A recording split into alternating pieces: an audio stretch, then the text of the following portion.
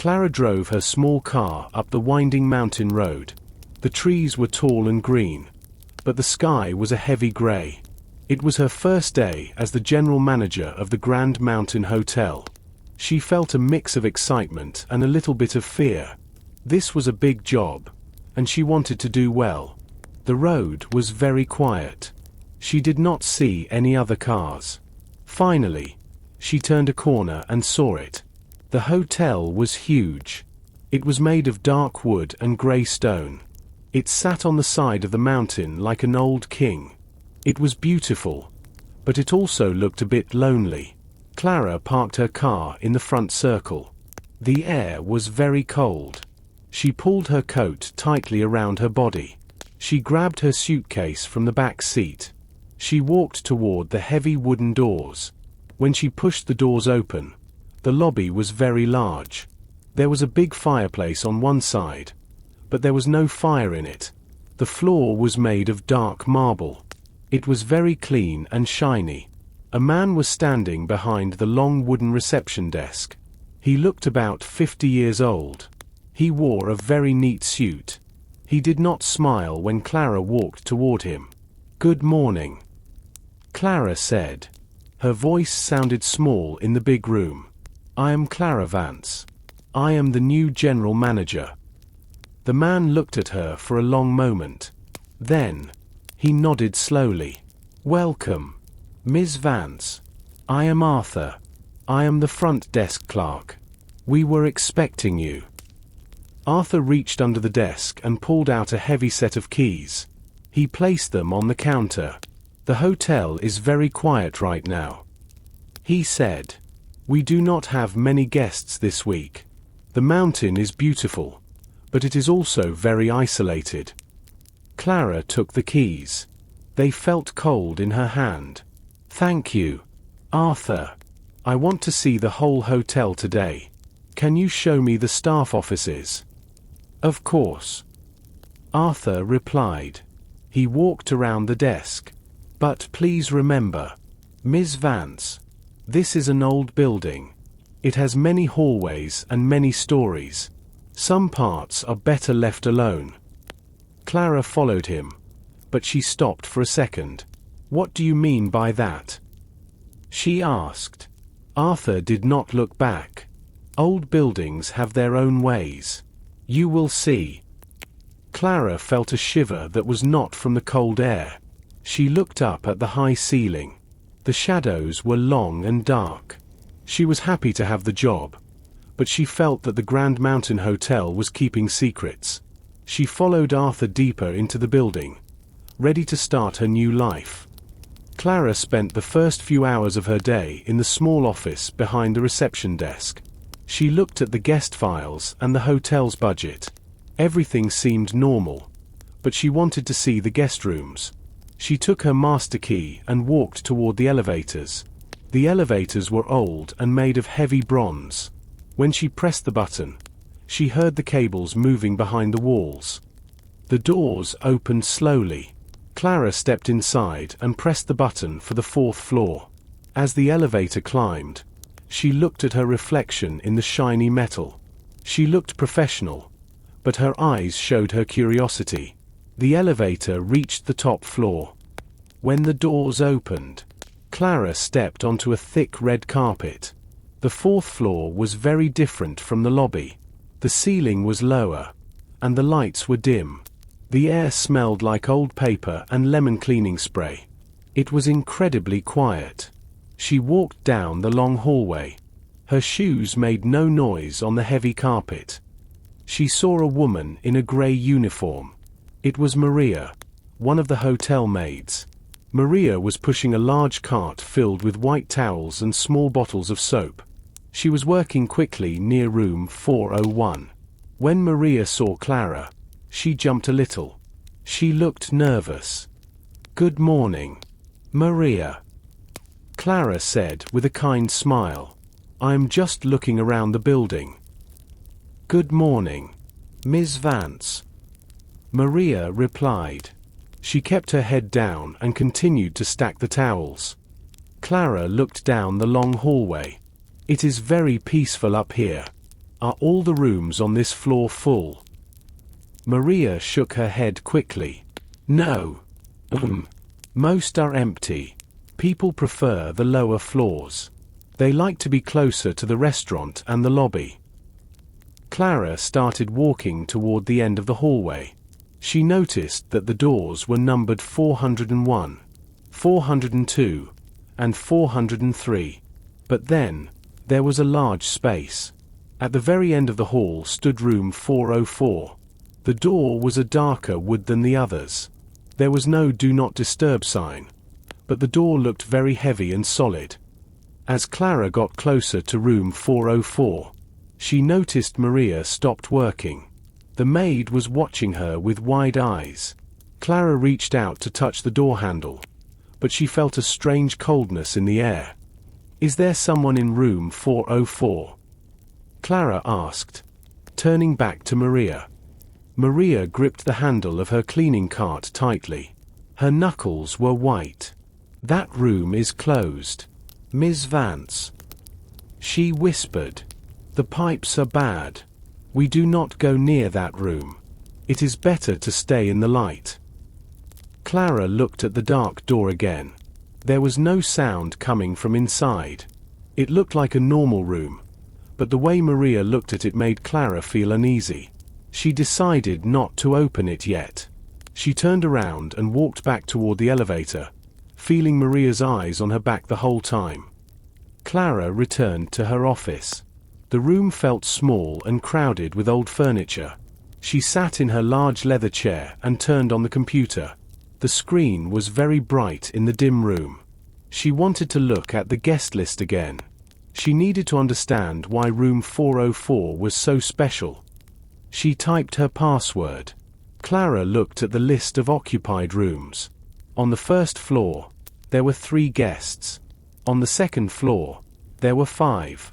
The third floor had only 2 people. When she reached the 4th floor, the screen showed a long list of zeros. Then, she found it. Room 404. In the computer system, the box for that room was not white like the others. It was colored bright red. Next to the room number, there were 3 words. "Closed for repairs." Clara frowned. She looked for a date.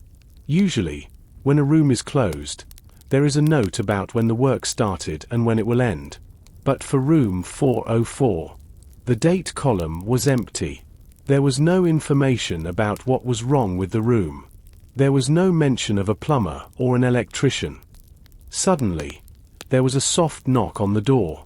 Clara closed the window on her computer screen quickly.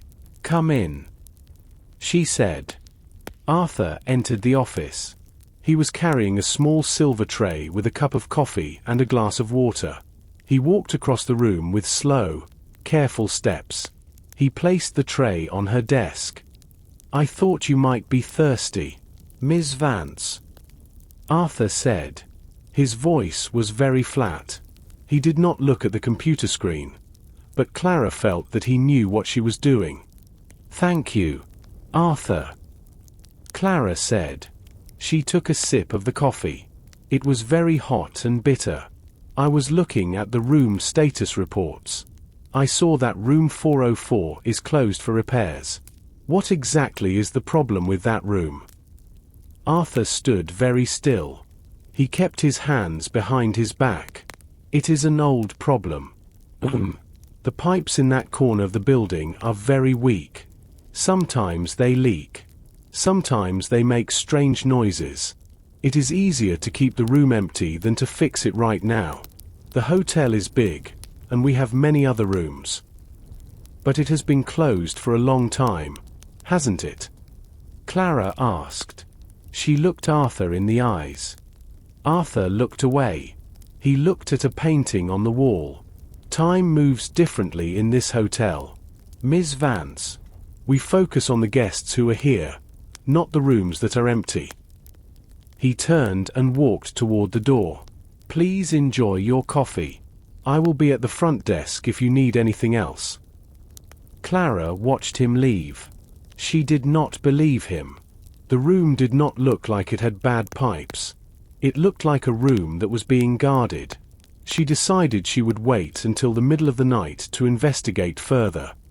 Clara waited in her office until the clock on the wall showed 11 o'clock. The hotel was very dark now. Most of the lights in the lobby were turned off. She took a small flashlight from her desk drawer and walked into the hallway. She did not want to use the elevator because the noise was too loud. She decided to use the service stairs instead. The stairs were made of metal and felt cold. She walked up slowly, one step at a time. When she reached the 4th floor, she opened the door carefully. The hallway was almost completely dark.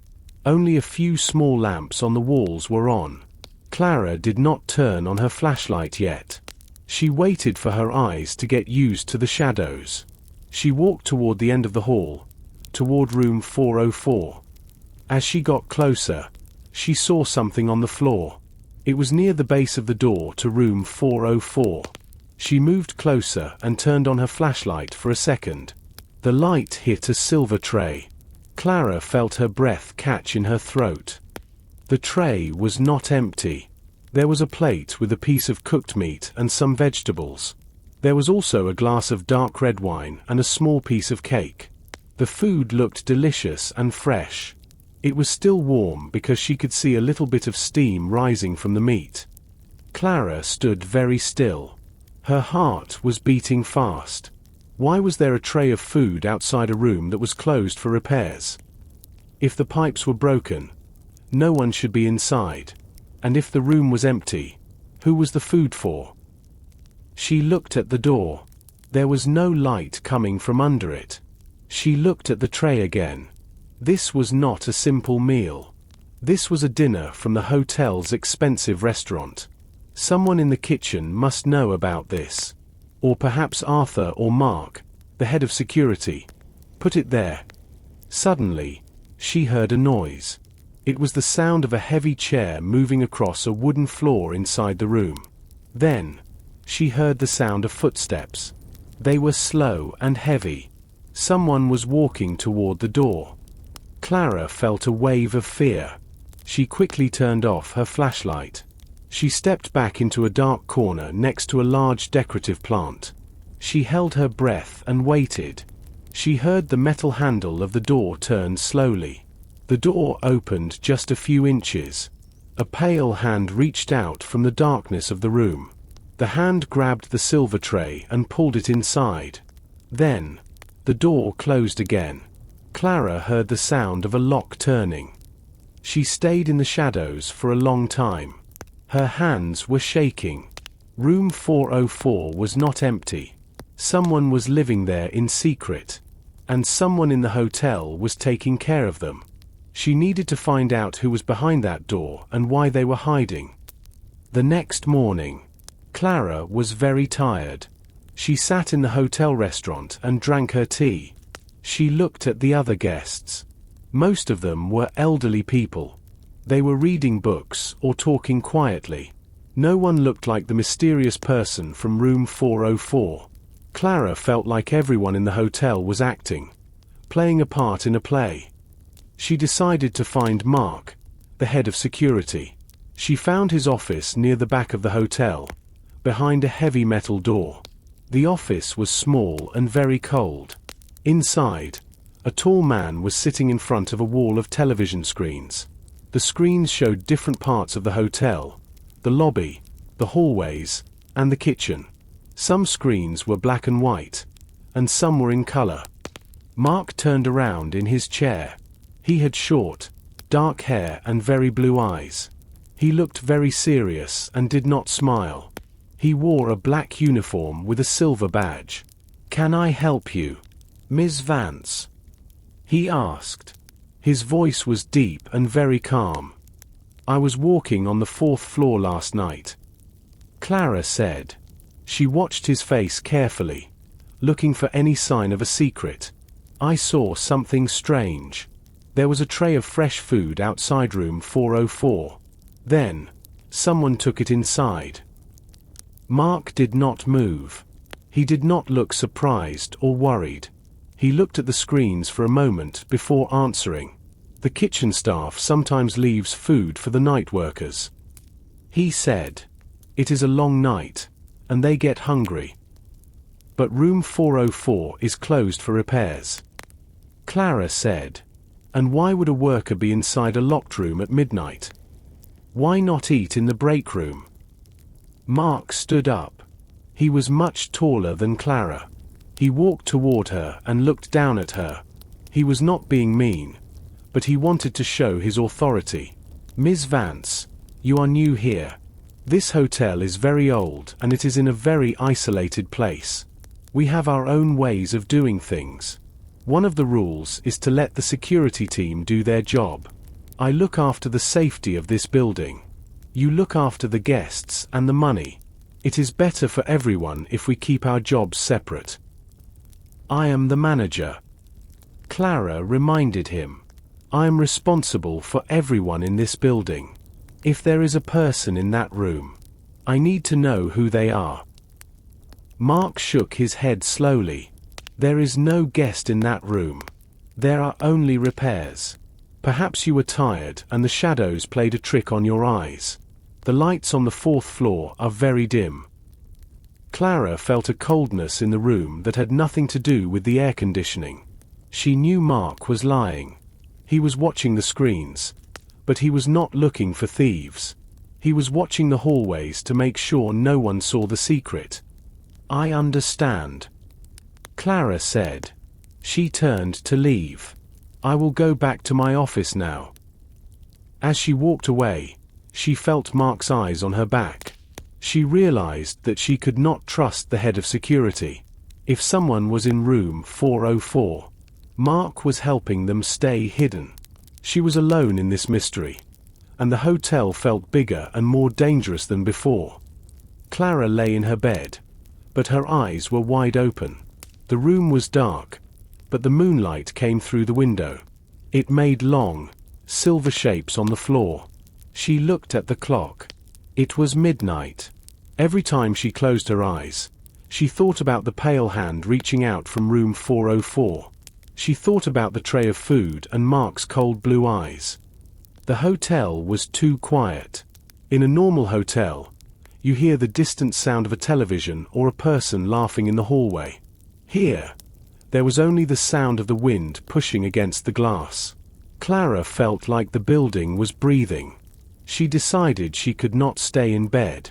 She needed to move. She put on her thick robe and walked out of her room. She did not turn on the hallway lights. She used the small flashlight on her phone to see the floor. She walked down the stairs to the lobby. The large room looked different at night. The tall statues in the corners looked like real people standing very still. The empty fireplace looked like a big, dark mouth. Clara walked toward the front desk. There was no one there. Arthur was gone for the night. She went behind the desk and looked at the guest register again. She wanted to see if any new names were added. As she turned the pages, she heard a sound from the main entrance. She hid behind the tall wooden desk. She watched the front doors. One of the heavy doors opened slowly. A man stepped inside. He was very tall and wore a long, dark coat. He had a hat pulled down low over his face. He did not have any suitcases. He did not look like a traveler. He looked like someone who did not want to be seen.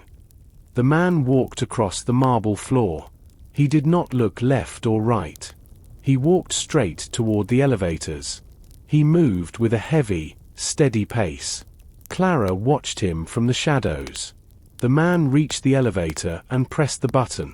A soft light appeared above the door. When the elevator arrived, the doors opened. The man stepped inside and turned around. For a second, Clara saw his face. He was older, with a sharp nose and a very pale forehead. He looked tired and angry. The doors closed, and the elevator began to move. Clara stood up and looked at the floor indicator above the elevator. The light for the first floor turned off. Then the second. Then the third. Finally, the light for the fourth floor turned on and stayed there. Clara felt a chill in her heart. The man in the long coat was going to the floor with the secret room. He was not a guest on the list. Who was he? And why did he have a key to the hotel at midnight? She realized that the mystery was much bigger than one room. The Grand Mountain Hotel was a hiding place for something dangerous. Clara stood behind the front desk. Her heart was beating very fast. The man in the long coat was now on the 4th floor. She looked at the heavy set of keys in her hand. These were the master keys for the whole hotel. They were old and made of heavy brass. She thought about the closed for repairs sign. She thought about the tray of food. She had to know the truth. She walked back to the elevators. She did not want the man to see her, so she decided to wait for 5 minutes. She watched the large clock on the lobby wall. The second hand moved slowly. Each second felt like a long time. Finally, the time passed. She entered the elevator and pressed the button for the 4th floor once again. The elevator climbed with a low humming noise. When the doors opened, the hallway was empty and silent. The lights were still very dim. She walked quietly on the thick red carpet. She reached the end of the hall and stood in front of room 404. The door looked even bigger and darker than it did during the day. Clara looked closely at the lock. She saw something very strange. All the other rooms in the hotel had old locks. You had to use a large metal key to open them. But room 404 was different. It had a modern, electronic lock.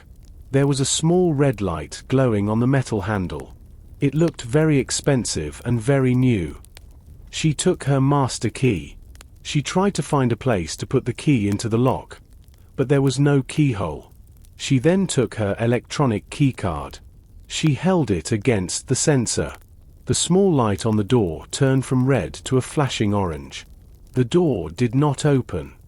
Clara tried again. She pressed her card against the sensor 3 times. The orange light flashed faster. Then, it turned back to a solid red. The door stayed locked. This room was not part of the hotel's main computer system. It had its own private security. Suddenly, Clara heard a voice from inside the room. It was a man's voice. He was not talking to her. He was speaking to someone on a phone. "I told you, she is asking questions," the man said. His voice was low but very angry. "We need to finish this soon. The snow is coming, and I do not want to stay here any longer." Clara froze. Her blood felt like ice.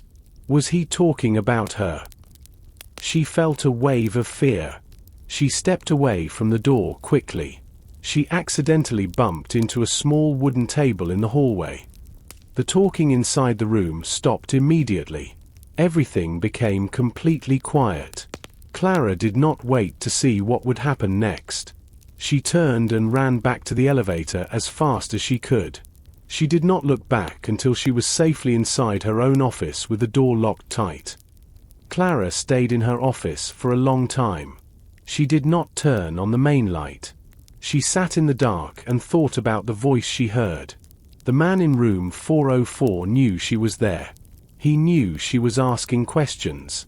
She felt like a mouse in a house full of cats. She realized that the digital records on her computer were not enough. Someone could easily change a computer file to hide the truth. To find the real history of the hotel, she needed to find the old paper records. She knew the hotel kept its old documents in the basement. She took her flashlight and her master keys. She walked down the back stairs, past the kitchen and the laundry room. The air became colder and smelled of damp earth. The basement was a large, dark space with grey concrete walls and heavy metal pipes. The pipes made a low humming sound that echoed in the empty room. Finally, she found a heavy wooden door with a small window. She used one of her keys to open it. Inside, the room was filled with tall wooden shelves. There were hundreds of thick books with leather covers. Each book was a record of the hotel's history. Clara looked at the labels on the books. She found the shelf for the records from 10 years ago. She pulled a heavy, dusty book from the shelf. She placed it on an old wooden table. When she opened the book, a small cloud of dust rose into the air. She coughed quietly and began to turn the pages. The paper was yellow and felt very thin. She looked for the year 2016. She turned to the section for the 4th floor. Her finger moved slowly down the page. Room 401 was a businessman. Room 402 was a couple on vacation. Then she saw room 404. There was no name, only a code. GV404. Next to the code, there were notes about payments. Every month, for 10 years. The hotel received a payment of $5,000 for that room. The payment always arrived in cash. Clara was shocked. That was a lot of money for one room. And it had been happening for a whole decade. This was not a repair. This was a secret guest who was paying a fortune to stay hidden from the world. She saw a small note at the bottom of the page written in red ink. It said, "Do not enter. Special guest of the owner." Suddenly, she heard a noise. The metal door was moving behind her. Someone else was in the basement. Clara turned off her flashlight immediately. She stood perfectly still in the total darkness. Her heart was beating very fast. She listened to the sound of heavy boots walking slowly on the concrete floor. The person was not in a hurry. They were searching the room, and they were getting closer to her table. Clara pressed her back against the cold wooden shelf. She could smell the dust and the old paper. The footsteps were very close now. She could hear the sound of heavy breathing. The person stopped only a few feet away from her hiding spot. A beam of light from a flashlight cut through the dark. It moved across the shelves, hitting the old books and the grey walls. Clara closed her eyes and waited. The light moved away. She heard the sound of the person turning around. The heavy boots clicked on the floor as the person walked back toward the door. The heavy metal door opened and then closed. Clara waited for several minutes. She did not move until she was sure the person was gone. She left the basement as fast as she could. She did not use the main stairs. She used the small service elevator in the back. When she reached her office, she quickly walked inside and locked the door. She leaned against the wood and tried to calm her heart. Her hands were still shaking from the fear. She looked at her desk. The old ledger she found was still in the basement. But she remembered the name. GV404. Suddenly, a loud noise filled the small room. The telephone on her desk was ringing. The noise was very sharp in the quiet office. Clara jumped. She looked at the phone. The small light on the machine was flashing. She did not want to answer it, but she knew she had to. She walked to the desk and picked up the phone. She did not say anything. She waited for the person on the other end to speak. "Ms. Vance." A voice said. It was a man's voice. It was not Arthur, and it was not Mark. The voice was very deep and very cold. "You are a very curious woman. That is a good quality for a manager, but it is a dangerous quality for a guest." Clara felt a shiver down her spine. "Who is this?" she asked. Her voice was steady, but she felt weak. "It does not matter who I am," the man replied. "What matters is your future at this hotel. The Grand Mountain Hotel is a place for rest and for secrets. You are looking into things that do not belong to you. The records in the basement are old history. Leave them alone. There is a person in room 404. Clara said. "I know they are paying a lot of money to stay there. Why is it a secret?" The man on the phone laughed quietly. The sound was not happy. "Stop asking questions. Clara, if you want to keep your job, and if you want to stay safe, stay away from the 4th floor. Go back to your work and forget about the empty rooms." The line went dead. There was only the sound of static. Clara put the phone down slowly. She was not just curious anymore. She was scared. But she also knew one thing for sure. The people in this hotel were hiding something very important, and they were willing to threaten her to keep it a secret. Clara could not stay in her office. The walls felt too close, and the air felt too heavy. The voice on the phone was still in her head. She felt like someone was watching her through the walls. She needed to breathe fresh air. She grabbed her heavy boots and her long winter coat. She walked through the dark lobby and pushed open the heavy front doors. The mountain air was very cold. It was so cold that it hurt her lungs a little bit. There were no stars in the sky because the clouds were thick and gray. A light wind moved through the tall pine trees. It made a soft, whispering noise. Clara walked away from the hotel entrance. She walked across the parking lot and into the tall, dry grass of the garden. She turned around to look at the building. From the outside, the Grand Mountain Hotel looked like a giant. It was a mountain of stone and dark wood. Most of the windows were dark. On the first floor, she could see a small light in the kitchen. On the third floor, a guest had a television on. The blue light from the screen flickered against the glass. Clara looked up higher. She found the fourth row of windows. She began to count from the left side. 1, 2, 3. She whispered to herself. She moved her eyes slowly across the dark glass.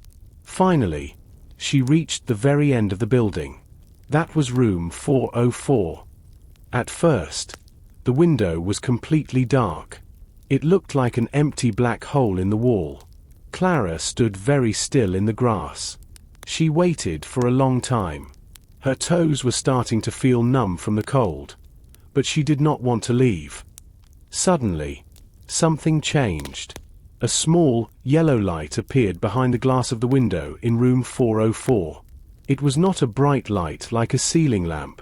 It looked like a small desk lamp or a candle. The light was soft and warm.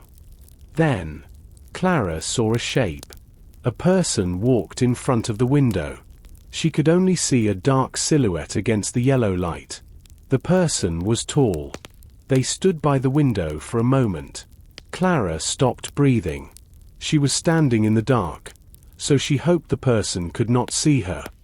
The person in the window reached out a hand. They moved the heavy curtain. For a second, the light became brighter. Clara saw the shape of a head and shoulders. Then, the person pulled the curtain shut. The light did not turn off, but it was now hidden behind the thick cloth. Clara felt a cold shiver. The room was definitely occupied. The closed for repairs sign was a lie. The phone call was a warning to keep the lie safe. But who was the person? Why were they hiding in a hotel in the middle of the mountains? Clara knew she was in danger, but she also knew she could not stop now. The secret was too big to ignore.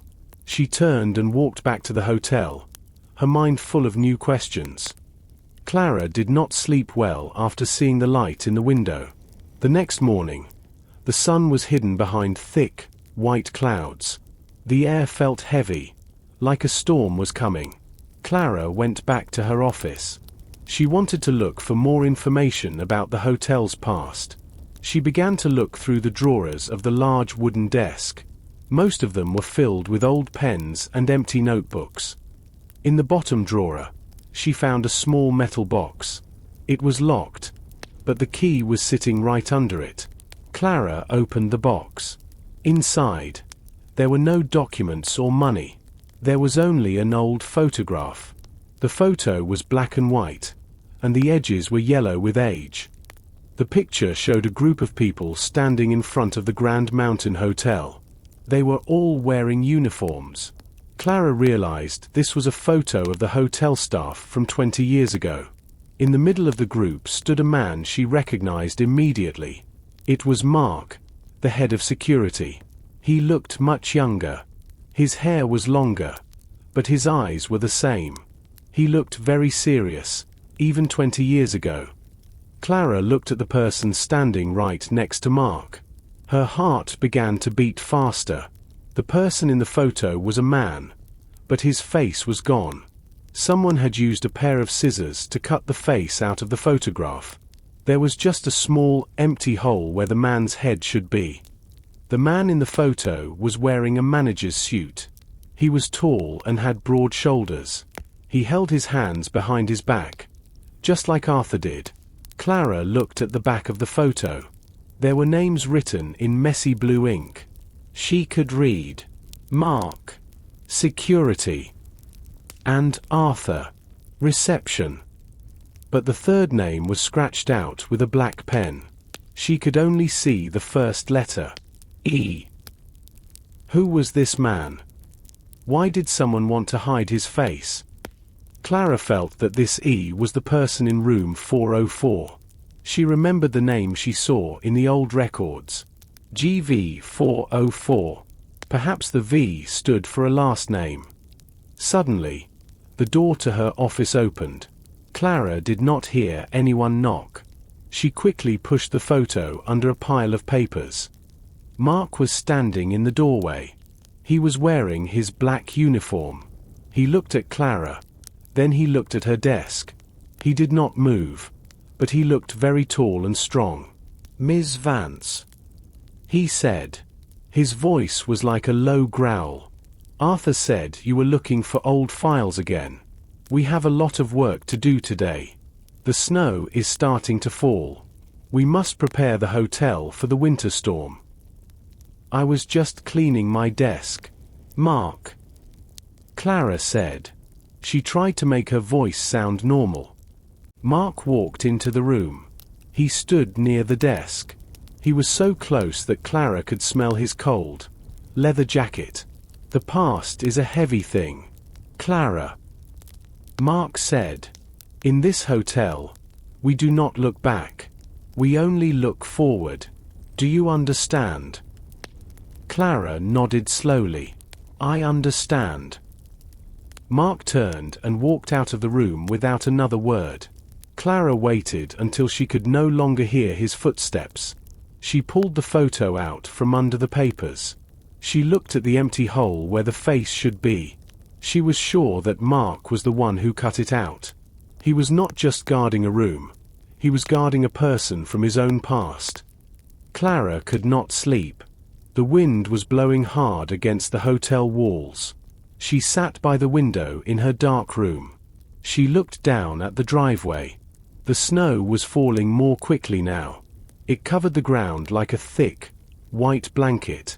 The world outside looked very cold and very lonely. Suddenly, she saw two yellow lights moving through the trees. A truck was coming up the mountain road. Clara looked at the clock. It was exactly 3 o'clock in the morning. This was a strange time for a delivery. Most food and supplies arrived at the hotel in the middle of the afternoon. The truck was white and had no name on the side. It was a medium-sized vehicle with a large storage area in the back. The driver did not use a loud horn. He drove slowly and stopped near the side entrance of the hotel. This was the door near the kitchen and the basement. Clara watched as the truck's engine stopped. The headlights turned off, and the hotel was dark again.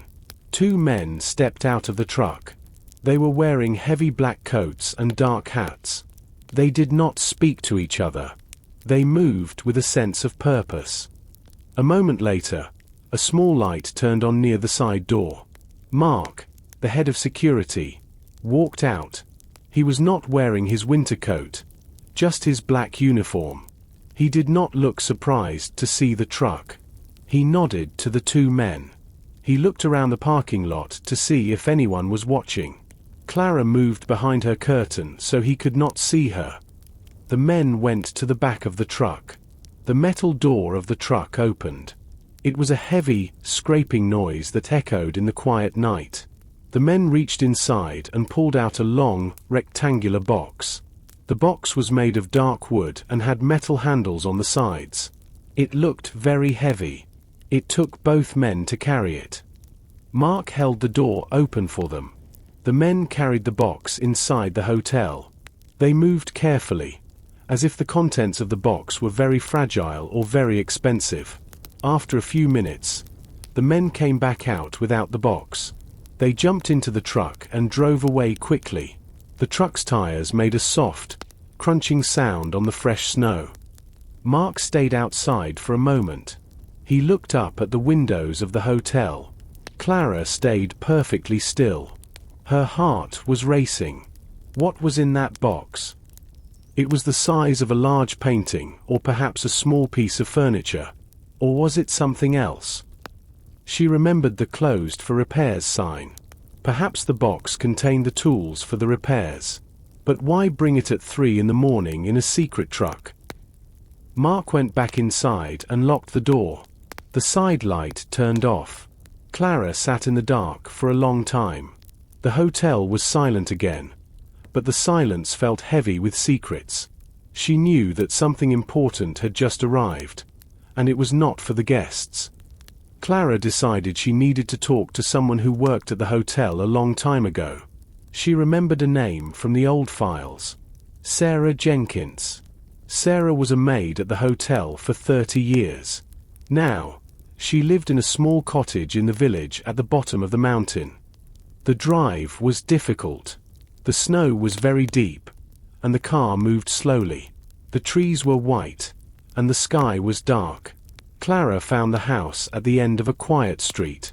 It was a small, brown house with a smoking chimney. A small light was on in the front window. Clara walked to the door and knocked. An older woman opened it. She had grey hair and many lines on her face. She wore a thick wool sweater and held a cup of tea. "Yes?" she asked. Her voice was thin and tired. "Hello. I am Clara. I am the new general manager of the Grand Mountain Hotel," Clara said. Sarah's face changed. She looked around the street to see if anyone was watching. She looked nervous. "Come inside quickly," she whispered. "It is too cold to stand there, and the neighbors like to watch." The house was warm. It smelled of dried herbs and wood smoke. Sarah sat in a large chair by the fireplace. "Why are you here, Ms. Vance?"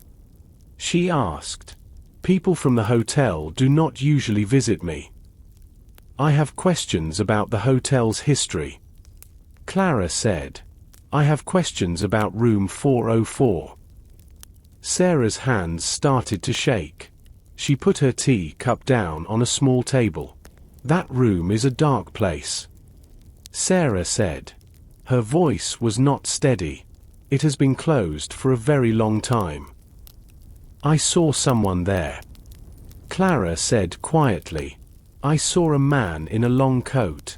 And I saw a light in the window at night. I think someone is living there." Sarah looked at the fire for a long time. She did not speak for a few minutes. Finally, she sighed. "The hotel has a long memory, Clara. 10 years ago, there was a big problem. A lot of gold jewelry was stolen from a guest's safe. The owner was very angry. He blamed the manager." "Who was the manager then?" Clara asked. Sarah leaned forward. She looked at the front door to make sure it was locked. "His name was Elias Vane. He was a kind man. Everyone liked him. But after the robbery, the jewelry was never found. Mr. Vane disappeared. The police said he stole the gold and ran away." "Do you believe that?" Clara asked. "I don't know," Sarah said. "But Mark, the head of security, was his best friend. They were very close. After Mr. Vane left, Mark became a different person. He became cold and silent. He never talked about Mr. Vane again." Clara thought about the photograph with the missing face. Was Mr. Vane the man in the photo with Mark? Sarah nodded slowly. "Yes. That was Mr. Vane. If he is back in that room, then something is very wrong. You must be careful, Clara. The owner of that hotel is a powerful man. He does not like people who look for his secrets. Clara felt a cold weight in her stomach. Mr. Vane was the secret guest. But why was he hiding in the hotel he once managed? She thanked Sarah and walked back to her car. The mystery was growing, and the danger was getting closer. Clara drove back to the hotel. The snow was falling even harder now. The wind was very strong, and it pushed against her small car. She thought about Elias Vane. Was he the man in room 404? If he was a thief, why was he hiding in the hotel? And why was Mark, his best friend, helping him? Clara needed proof. She needed to see the hotel's private money records. She arrived at the hotel and walked through the lobby. She saw Mark walking toward the dining room. It was noon, and he was going to eat his lunch. This was her chance. She knew Mark kept his office locked, but she had the master key. She waited until he disappeared through the large glass doors of the restaurant. Clara walked quickly to the back of the hotel. She reached the heavy metal door of the security office. She looked around to make sure no one was watching. She took out her master key and put it into the lock. The metal moved with a small, sharp noise. She pushed the door open and stepped inside. The security office was dark and cold. The only light came from the many television screens on the wall. The screens showed the lobby, the kitchen, and the long, red hallways of the fourth floor. Clara felt a strange feeling in her stomach when she saw herself on one of the recorded videos from earlier that morning. She felt like Mark was watching her, even when he was not in the room. She went to Mark's desk. It was very neat. There were no loose papers or pens. She tried to open the top drawer, but it was locked. She used her key again. Inside the drawer, she found a thick black book. It was a ledger. On the front of the book, there was a small white label. It said, "Private Accounts." Clara opened the book and began to turn the pages. She saw a list of dates and large amounts of money.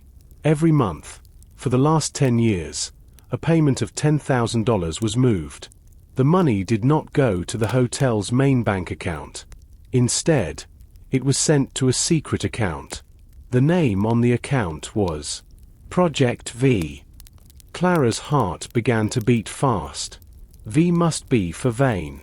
This was the proof she needed. The hotel was not just hiding a man. They were paying him or paying for him. She saw another note in the back of the book. It was a list of names. She saw Arthur and Mark.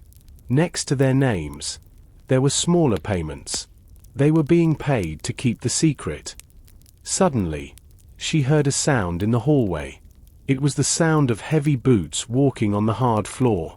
The footsteps were coming closer to the office. Clara's breath caught in her throat. She quickly put the ledger back into the drawer and locked it. She looked at the door. There was no other way out of the room. She moved behind a tall filing cabinet in the corner. She held her breath and waited. The door handle turned. The door opened, and a shadow fell across the floor. Someone was standing in the doorway. Clara stayed perfectly still, praying that the person would not turn on the lights. The shadow in the doorway moved into the room. Clara held her breath so tightly that her chest began to hurt. She watched the person through a small gap between the filing cabinet and the wall. It was Arthur, the front desk clerk. He did not turn on the main lights. He walked straight to the wall of television screens. The light from the monitors made his face look pale and blue. He looked at the screen for the fourth floor. He stood there for a long time, watching the dark hallway near room 404. He looked very tired and very worried. He stayed for 5 minutes. Then he turned and left the office. The heavy metal door closed. Clara waited in the dark for a long time. She did not want to move until she was sure the hallway was empty. Finally, she came out from behind the cabinet. She left the office and walked quickly to the hotel parking lot.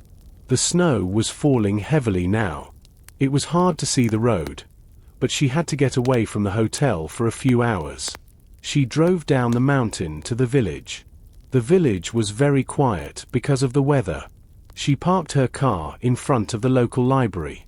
It was a small building made of grey stone. Inside, the air was warm and smelled of old paper. An adult librarian with glasses sat at the main desk. She looked up and smiled at Clara.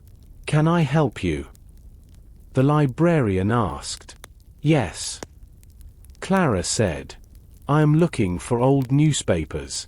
I want to read about the hotel 10 years ago." The librarian led Clara to a room in the back. There were many large, black books on the shelves. Each book contained 1 year of news. Clara found the book for the year 2016. She sat at a wooden table and began to turn the yellow pages.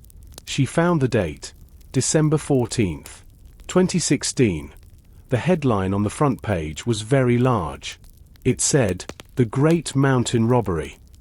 Under the headline, there was a photo of the Grand Mountain Hotel. The story said that a guest had lost a collection of jewelry worth millions of dollars. The most famous piece was a diamond necklace. The newspaper said the police found the guest's safe open and empty. There were no signs of a break-in. The police believed that someone with a master key committed the crime. The main suspect was the hotel manager, Elias Vane. The police found his silver ring on the floor next to the empty safe. Clara looked at the photo of Elias Vane in the newspaper. It was the same man from the staff photo. He looked young and kind. He did not look like a thief. The story said that Elias Vane disappeared the same night the jewelry was stolen. The police searched the mountain, but they never found him.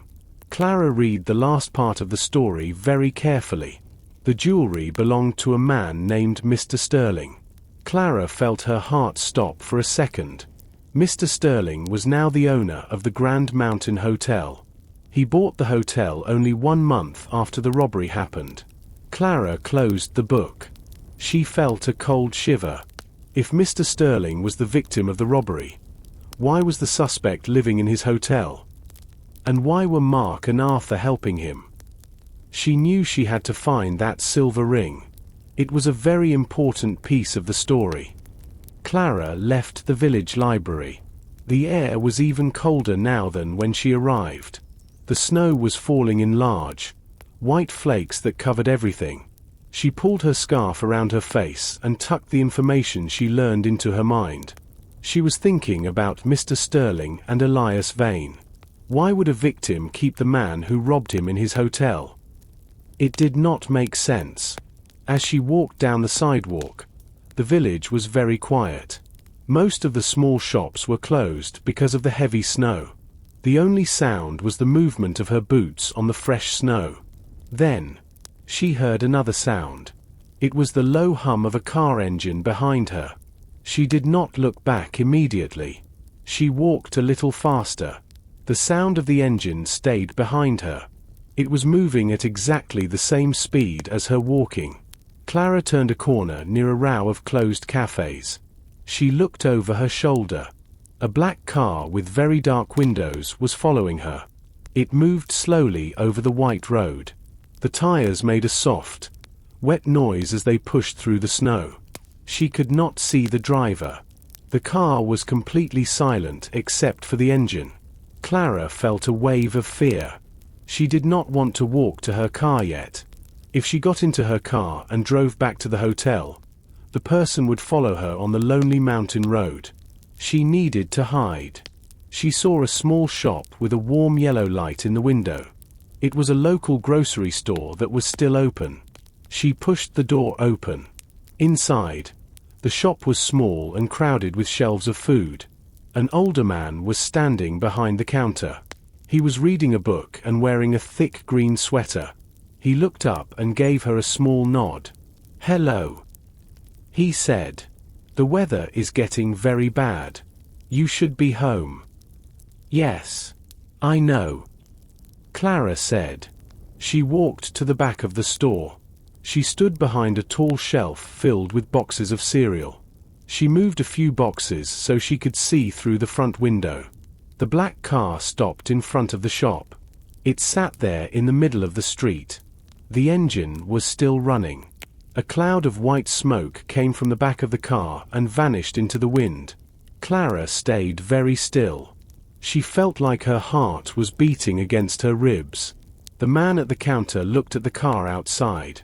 Then he looked at Clara in the back of the store. He seemed to understand that she was afraid. He did not ask questions. He simply walked to the front door and turned the lock. He turned the sign on the glass to closed and pulled down the shade. "Thank you," Clara whispered. The car stayed for 2 more minutes. Then, the engine became louder for a second. The tires turned, and the car moved away slowly down the street. It disappeared into the thick, white curtain of snow. Clara stayed in the shop for a long time. She realized that she was being hunted.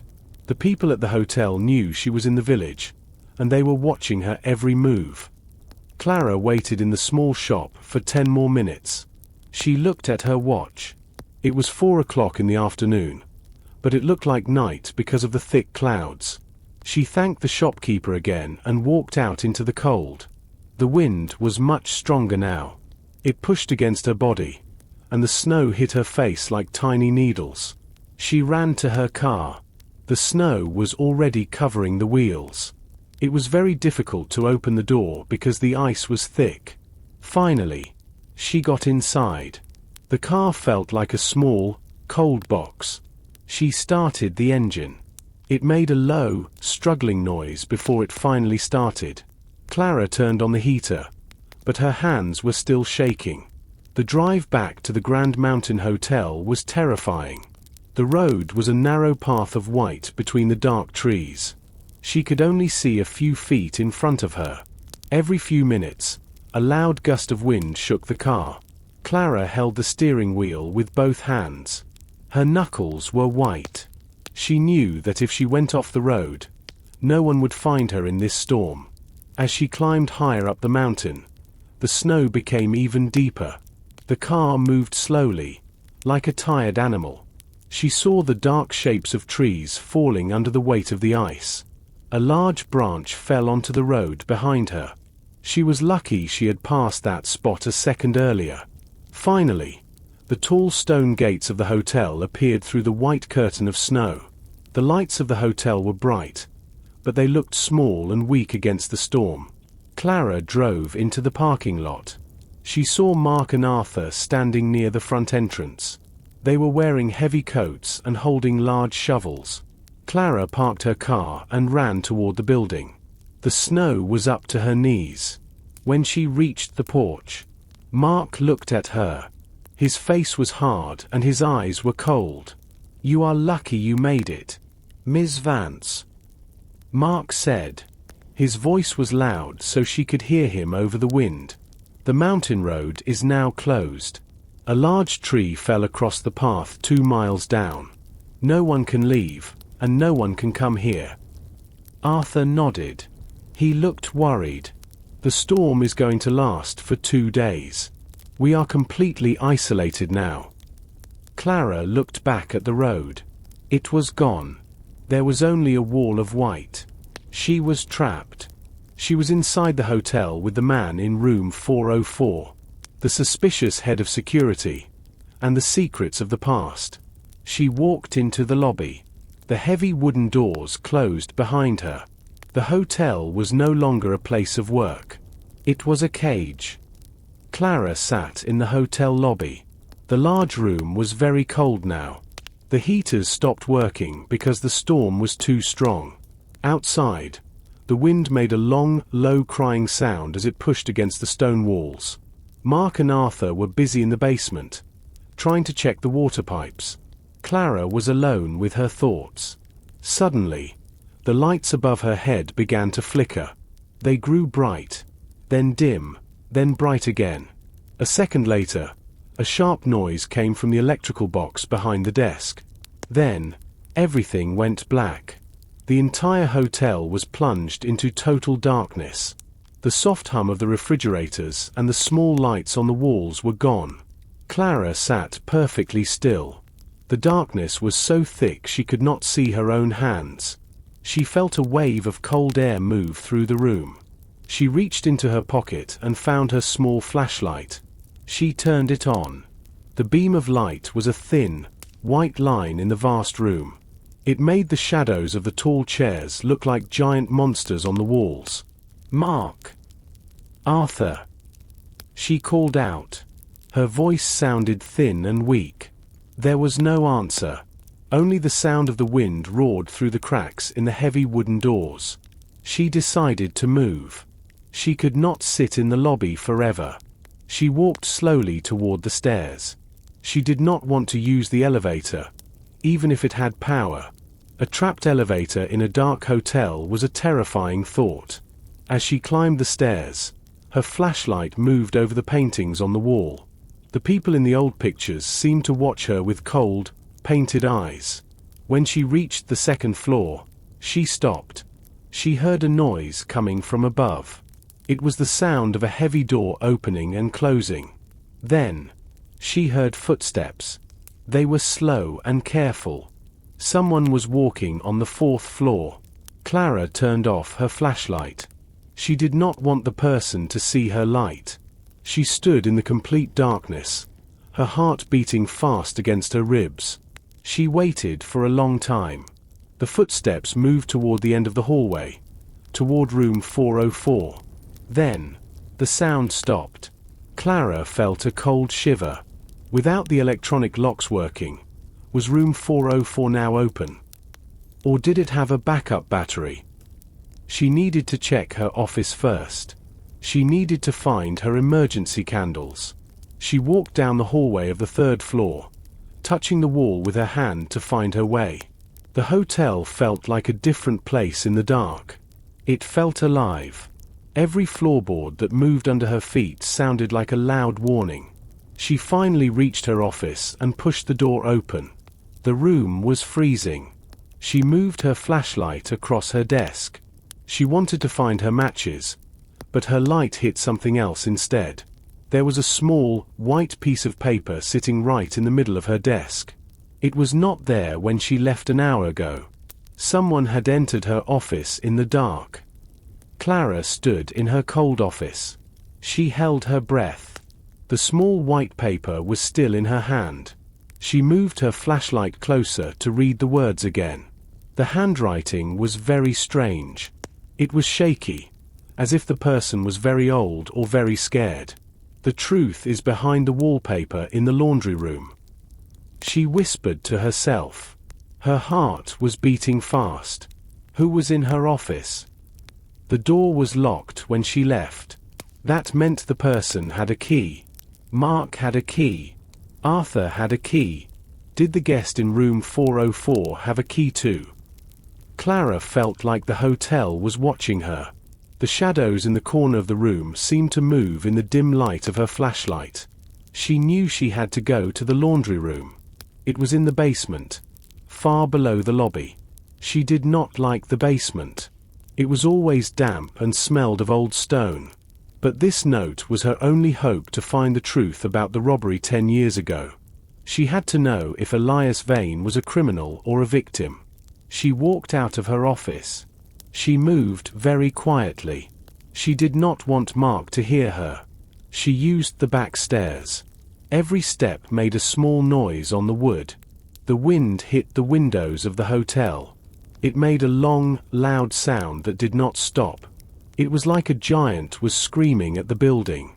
Finally, she reached the basement. The air was much colder here. Her flashlight made a bright circle on the dusty floor. She walked past the boiler room. The heavy pipes made a low, humming noise, even without the power. She found the laundry room at the very end of the long hallway. The room was full of big, metal washing machines.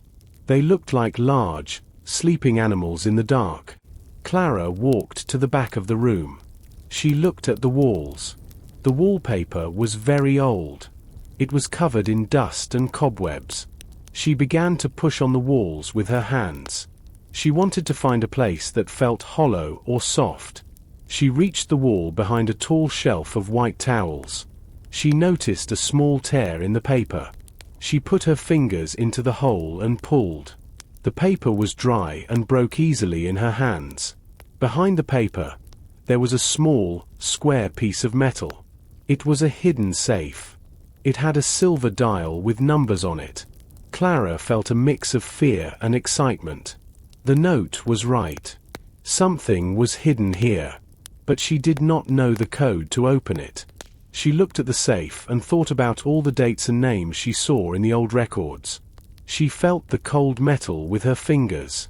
The safe looked very old, maybe as old as the hotel itself. Suddenly, she heard a sound. It was not the wind. It was the sound of a heavy door closing at the top of the stairs. Someone was coming down to the basement. Clara turned off her flashlight immediately. The room became perfectly black. She hid behind a large pile of white sheets in the corner. She sat very still on the cold concrete floor. She hoped the person would not see her in the dark. The footsteps were heavy and slow. Each step made a sharp, clear noise that echoed in the hallway. They were getting closer to the laundry room. Clara closed her eyes and prayed that the person would pass by. Clara stayed very small behind the pile of white sheets. She pushed her back against the cold stone wall. The footsteps stopped right at the entrance of the laundry room.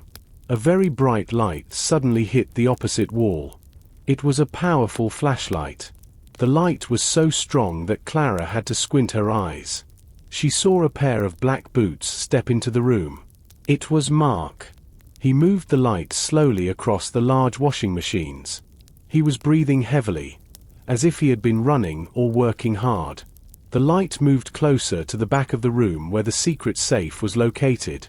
Clara held her breath. She was terrified that he would see the torn wallpaper on the floor. Mark walked toward the tall shelf of towels. He stood only 3 feet away from Clara. She could hear the sound of his heavy coat moving as he turned his body. He stayed there for a long time, just looking at the wall. Then, he let out a long, tired sigh. He did not look behind the sheets. He turned his flashlight toward the door and walked out of the room. Clara heard the heavy metal door close. She heard the sound of the lock turning from the outside. Her heart stopped for a second. She was locked in. She ran to the door and pulled on the handle. It did not move. Mark had locked the laundry room from the hallway. She felt a wave of panic, but she forced herself to stay calm. She had to finish what she started. She walked back to the hidden safe behind the wallpaper. She turned on her small flashlight. The safe was waiting for her. It was a dark metal box with a silver dial. She needed a code. Think, Clara. She whispered. What is the most important number in this mystery? She thought about her trip to the library. She remembered the newspaper headline about the robbery. The date was December 14th, 2016. In numbers, that was 12, 14, 16. It was a simple date, but it was the day everything changed for the hotel and for Elias Vane. She put her fingers on the cold metal dial. She turned it slowly to the right until it reached the number 12. She heard a small, soft click inside the door. Then, she turned the dial to the left to the number 14. Another click followed. Finally, she turned it back to the right to the number 16. A loud, heavy sound of moving metal came from inside the wall. The safe door moved forward about an inch. It was open. Clara felt a rush of excitement. She pulled the small door all the way open. Inside the safe, there was a small box covered in dark blue velvet. She reached in and took the box out. It felt light in her hand. She opened the lid slowly, and her eyes went wide. Clara's hands were shaking as she opened the small velvet box. Inside, resting on a bed of white silk, was a ring. It was made of bright silver. In the center, there was a small, clear stone that caught the light from her flashlight. She picked it up carefully. It was heavy and felt cold in her palm. She turned it over and saw 2 letters engraved on the inside. E.V. Elias Vane. She whispered. Her voice was just a breath in the quiet, dark room. She remembered the newspaper article she had read in the library. The police said they found Elias Vane's silver ring next to the empty safe 10 years ago. If the police had his ring, then what was this? She looked more closely at the object. This ring was perfect. It did not have any scratches or marks of wear. It looked like it had been hidden and protected for a long time. Suddenly, she noticed something very strange. On the side of the silver band, there was a tiny, flat piece of metal. It did not look like part of the decoration. It looked like a very small, modern machine or a microchip. She touched it with her fingernail, but nothing happened. She did not know what it was yet, but she felt that it was a very important piece of evidence. Clara put the ring deep into her coat pocket. She had to get out of the laundry room. She walked back to the heavy door and pushed against it with her shoulder. It did not move. It was still locked from the outside. She felt a wave of fear. She was trapped in the basement. The power was out, and the hotel was freezing. She looked around the room with her flashlight. There were no windows. The walls were made of thick, cold stone. She walked back to the large washing machines. She looked up at the ceiling. There were many large metal pipes running across the room. Some pipes went through the wall and into the next room. She saw a small opening near the top of the wall where the pipes passed through. It was a very narrow space, but she was a small woman. She pulled an empty wooden crate to the wall. She stood on the crate and reached for the pipes. They were covered in dust and black oil. She pulled herself up with all her strength. Her muscles hurt, but she did not stop. She crawled into the small, dark space between the pipes and the ceiling. It was very tight and smelled of old iron. She moved slowly, inch by inch. After a few minutes of crawling, she reached the other side. She looked down and saw the old wine cellar.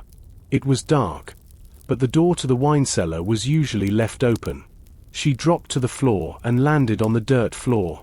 She was out of the laundry room. She stood up and brushed the dust from her clothes. She could feel the silver ring in her pocket. It felt like a heavy weight against her leg. She knew now that the story of the robbery was not what it seemed.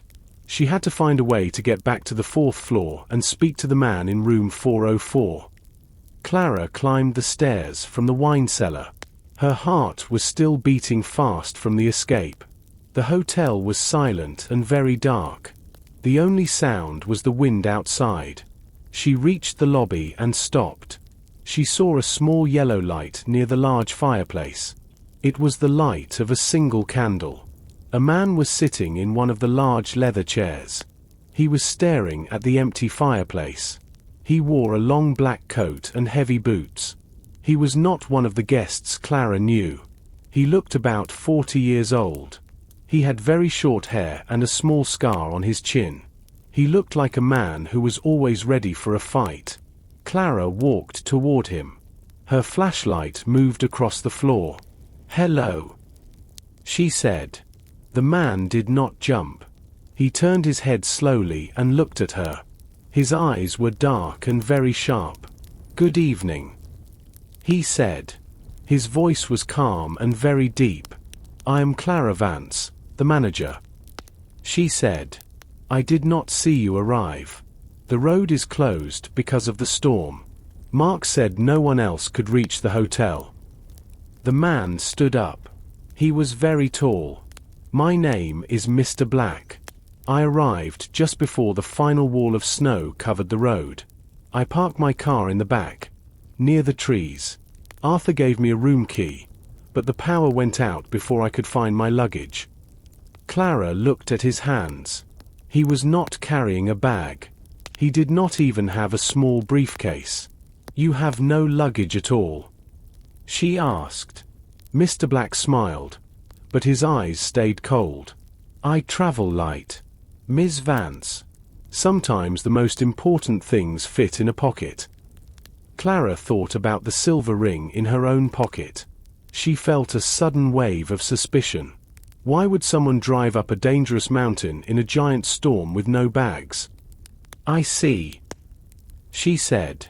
"Which room did Arthur give you?" "The third floor," Mr. Black replied. "But I find the lobby very interesting. It is a beautiful hotel. It has a lot of history." "Yes, it does," Clara said. She wanted to leave him.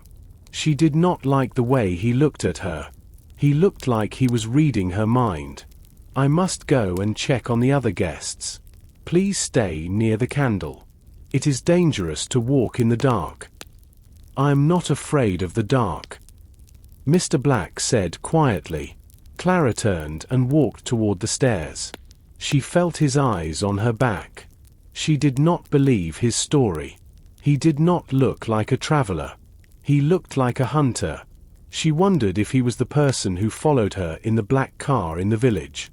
If Mr. Sterling sent him, then Clara was in more danger than before. She had to find Mark or Arthur and ask them about this new guest. But first, she had to hide the silver ring in a better place. Clara walked away from the lobby as fast as she could. She did not look back at Mr. Black. The stairs felt longer than usual. Every shadow looked like a person waiting for her. She reached the door to her office and pulled her keys from her pocket. She used the metal key to open the heavy wooden door. Inside, the room was still very cold. The wind continued to push against the window. She went straight to her desk. She needed to hide the silver ring. She looked around the room.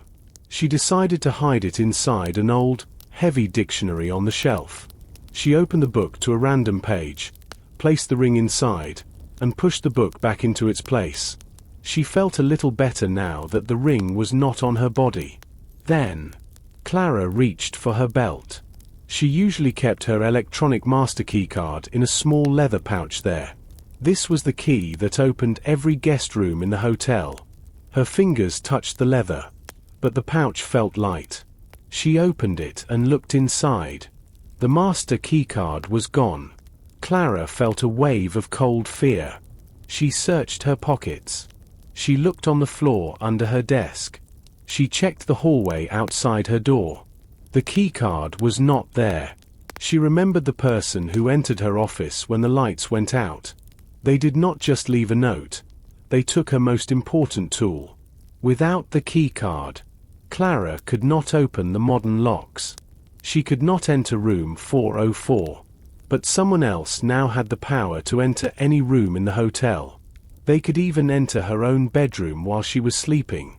Who was it? She whispered to the empty room. It could be Mark. He was in the basement when she was in the laundry room, but he had plenty of time to visit her office first. It could be Arthur. He was always watching her. Or was it the new guest, Mr. Black? He said he arrived just before the storm, but Clara did not trust his words. She sat in her chair and tried to think. If Mark took the key, he wanted to stop her from investigating. If a stranger took it, the guests were in danger. The hotel was now a very small and very dangerous world. The snow outside was a wall, and the person with the keycard was a ghost in the hallways. She looked at her office door. The metal lock was strong, but she did not feel safe. She realized that she was no longer the manager of this hotel. She was just another person caught in a trap. She needed to find Mark and confront him. She needed to know whose side he was on. She stood up, grabbed her flashlight, and walked back out into the dark hallway. She had to find the key before the night became even more dangerous. Clara walked down the back stairs. She moved very slowly so her boots did not make a loud noise on the wood. She held her flashlight close to her body, only letting a small bit of light show the way. She was looking for Mark. She needed to know if he had her master keycard. As she reached the bottom of the stairs, she heard a voice. It was coming from the kitchen. The kitchen was a large room with many long tables made of shiny metal. Usually, it was full of the smell of fresh bread and the sound of cooking. Now, it was cold and silent. Clara stayed near the door and looked inside. She saw 2 flashlights on a table. Mark was there. He was talking to Leo, the hotel's head chef. Leo was a tall, thin man who was usually very proud of his work. But tonight, Leo looked different. His face was very white, and his hands were shaking. He was looking at Mark with big, scared eyes. Mark reached into his heavy black jacket. He pulled out a small brown bag. It looked very heavy. He placed it on the metal table. The bag made a soft, heavy sound when it hit the surface. "This is for you, Leo," Mark said. His voice was low and very serious. "It is more than we agreed. But the situation is changing. The new manager is asking too many questions." Leo looked at the bag. He did not touch it.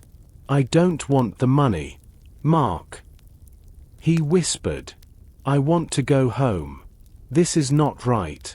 Keeping a man in room 404. Feeding him in secret. It is dangerous. If the police come, I will go to prison." Mark stepped closer to the chef. He was much bigger than Leo. "The police are not coming. The road is closed. No one is coming. You just need to keep cooking the meals. Put the tray outside the door at midnight and again at 8 in the morning. That is your only job." Leo finally reached out and took the bag. He opened it a little bit. Clara saw the green color of many $100 bills. There was a lot of money in that bag. "What about the new guest?" Leo asked. "The man in the lobby. Mr. Black." Mark's face became very hard. "Mr. Black is not our friend. He is here for the same reason Clara is looking around. He wants the secret. But I will handle him. You just stay in the kitchen and keep your mouth shut."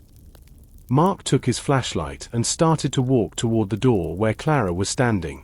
Clara's heart jumped. She quickly turned around and ran into the dark hallway. She hid inside a large wooden cupboard where the staff kept the floor mops and buckets. She heard Mark walk past. His footsteps were fast and heavy. He sounded angry. Clara stayed in the dark cupboard for a long time. She felt sick. Mark was paying the chef to help hide the man in room 404. It was not just a secret. It was a crime. And now, there was a new danger. Mr. Black.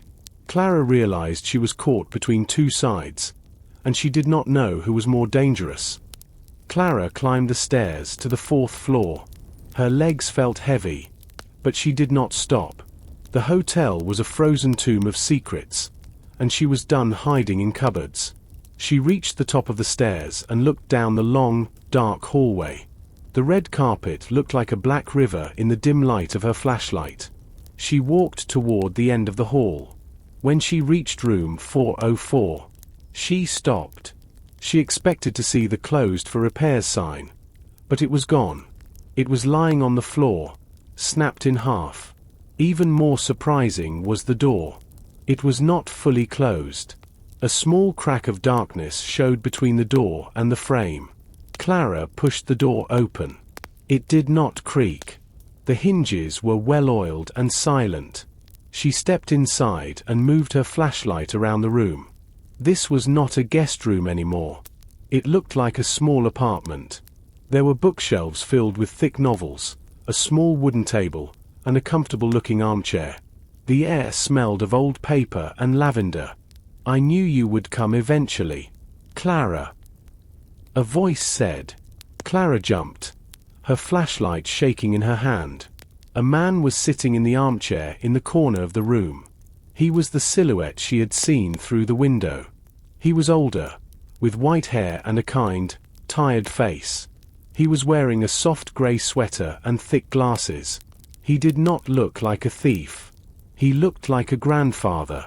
"You are Elias Vane," Clara said. Her voice was surprisingly steady. "I am," he replied.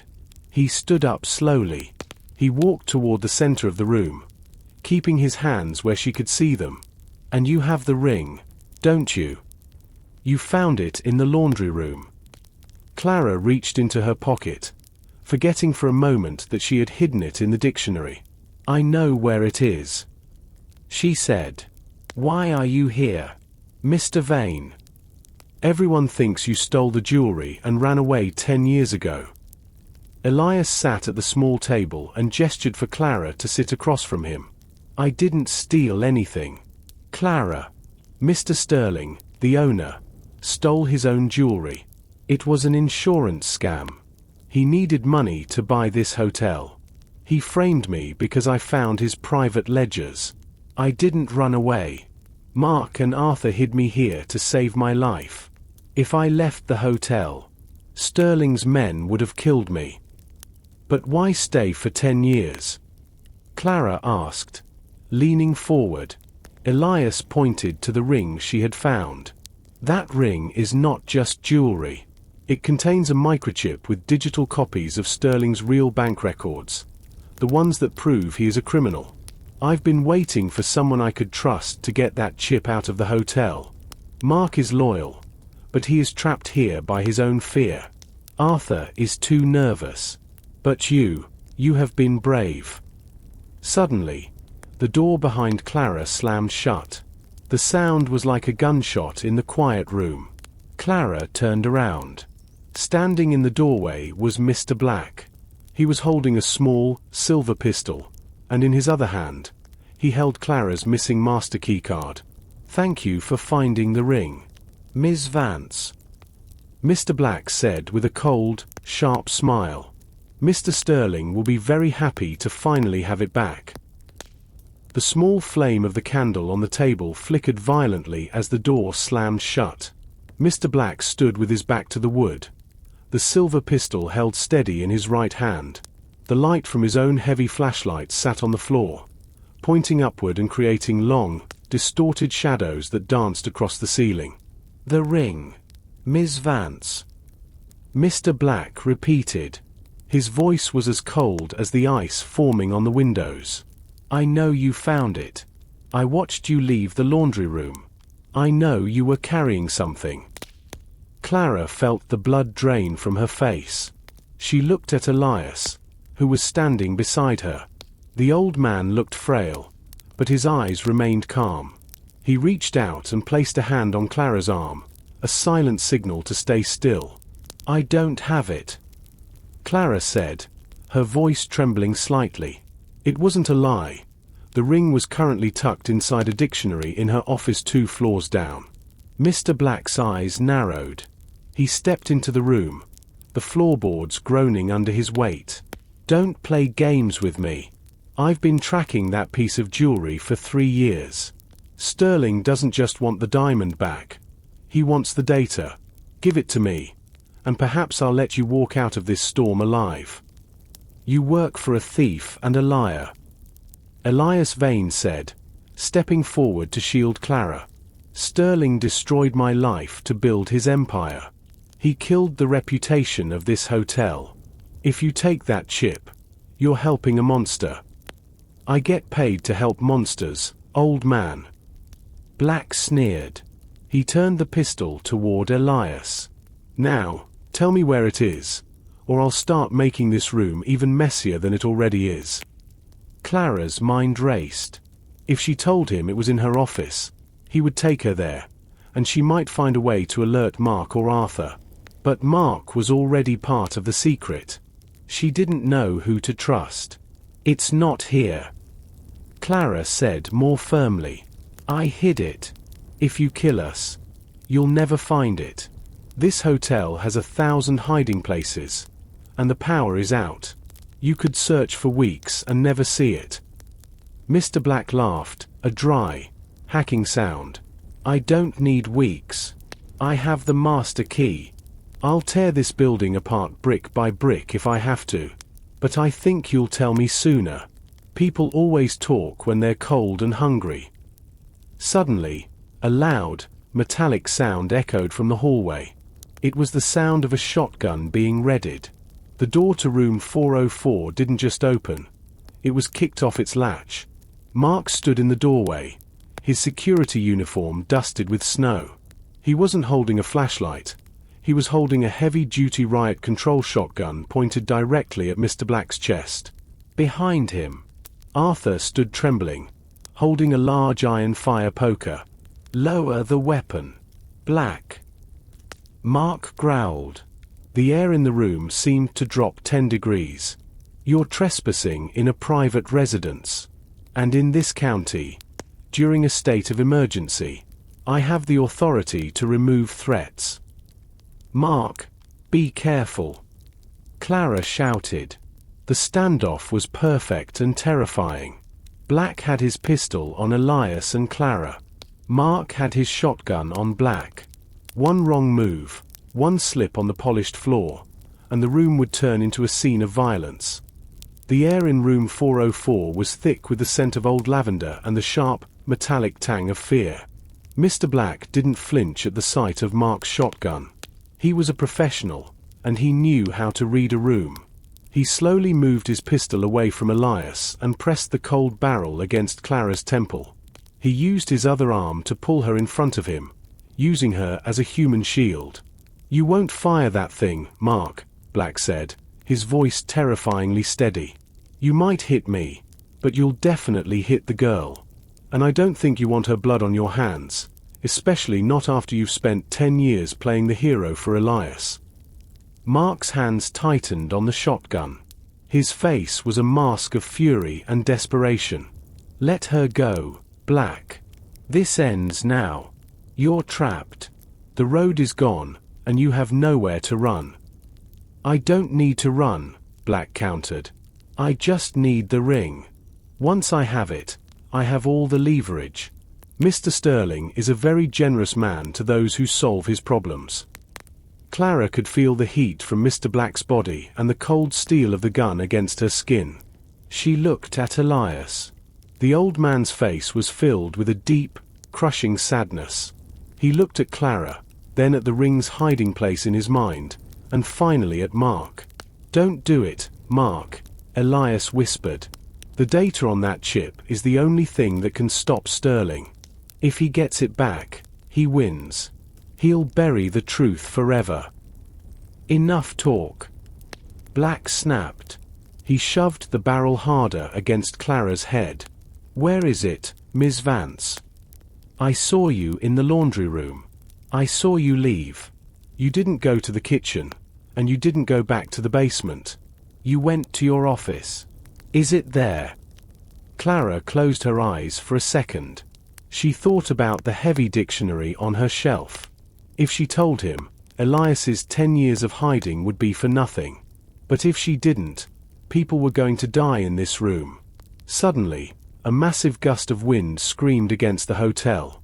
The glass in the large window of room 404, already weakened by the cold, shattered inward. A wall of snow and freezing air exploded into the room, knocking over the candle and plunging them into near-total darkness. In the chaos, Clara felt Mr. Black's grip loosen for a fraction of a second as he shielded his eyes from the flying glass. She didn't think. She reacted. She drove her elbow back into his ribs and dived toward the floor. The sound of Mark's shotgun filled the room, a flash of orange light illuminating the swirling snow. Mr. Black cried out and fell back against the wall, but he was fast. He fired 2 shots toward the doorway as he scrambled toward the open window. "Clara, get down!" Mark yelled. Arthur scrambled for cover behind the armchair, while Mark charged forward. But the wind was so strong it was hard to see anything. Through the white blur, Clara saw the silhouette of Mr. Black reaching the windowsill. He wasn't trying to fight anymore. He was trying to escape into the storm. He's going for the fire escape. Elias shouted, pointing toward the broken window. Clara scrambled to her feet, her heart hammering. She looked at the office key still in her hand. The ring was still in the dictionary, but Mr. Black knew where to look now. The standoff had turned into a race. The freezing wind screamed through the broken window of room 404, turning the elegant suite into a chaotic swirl of snow and glass. Mark scrambled to the window, his shotgun held low, peering into the white abyss of the storm. "He's gone!" Mark shouted over the roar of the wind. "He's on the exterior fire escape. The metal will be like ice. He won't get far. He's going to my office." Clara screamed back, her voice raw. "He knows the ring is there. Mark, he has my master keycard. He can enter through the window or the door." Mark turned to Elias, who was shivering violently in the sudden drop in temperature. "Arthur, get Elias to the laundry room. It's the only place with thick enough walls to stay warm without the main heaters. Go, now." Arthur nodded, his face pale with terror, and helped Elias toward the door. Mark looked at Clara. His eyes were no longer cold. They were filled with a grim, protective determination. "I'll head down the main stairs to cut him off in the hallway. You take the service stairs. If you get to the office first, lock the door and don't open it for anyone but me. Do you understand?" Clara didn't wait to answer. She turned and bolted into the dark hallway. Her flashlight beam bounced wildly off the walls as she ran. The hotel felt like a living creature, groaning and creaking under the pressure of the blizzard. She reached the heavy steel door of the service stairs and threw herself down the steps, her boots clanging against the metal. Her mind was a blur. She had to get to that dictionary. The data on that microchip was the only thing that could clear Elias's name and stop the man who had turned this beautiful hotel into a house of lies. When she reached the second floor, she burst through the door and into the hallway. It was eerily quiet here, away from the shattered window above. She ran to her office, her breath coming in ragged gasps that turned to mist in the air. She fumbled with her key, her fingers so numb she nearly dropped it. Finally, the lock turned. She dived inside and slammed the door behind her. She didn't turn on the light. She scanned the room with her flashlight. Everything looked the same. The heavy dictionary was still sitting on the shelf, wedged between a book on hotel management and an old ledger. She grabbed the book and flipped it open. The silver ring fell out into her palm, glowing softly in the flashlight's beam. She clutched it tight, feeling the tiny microchip against her skin. The sound came from the window behind her desk. Clara froze. She slowly turned her head. Through the frost-covered glass, she saw a dark shape. A hand, gloved in black, was gripping the outer ledge. Then, a heavy boot kicked through the glass. Mr. Black was there. His face was covered in blood from the shotgun spray, and his eyes were wild with a desperate, animalistic hunger. He hadn't used the stairs. He had climbed down the frozen metal ladder in the middle of a blizzard to get what he wanted. "Give it to me, Clara," he hissed, his voice wet and ragged. He pulled himself through the broken frame, glass crunching under his weight.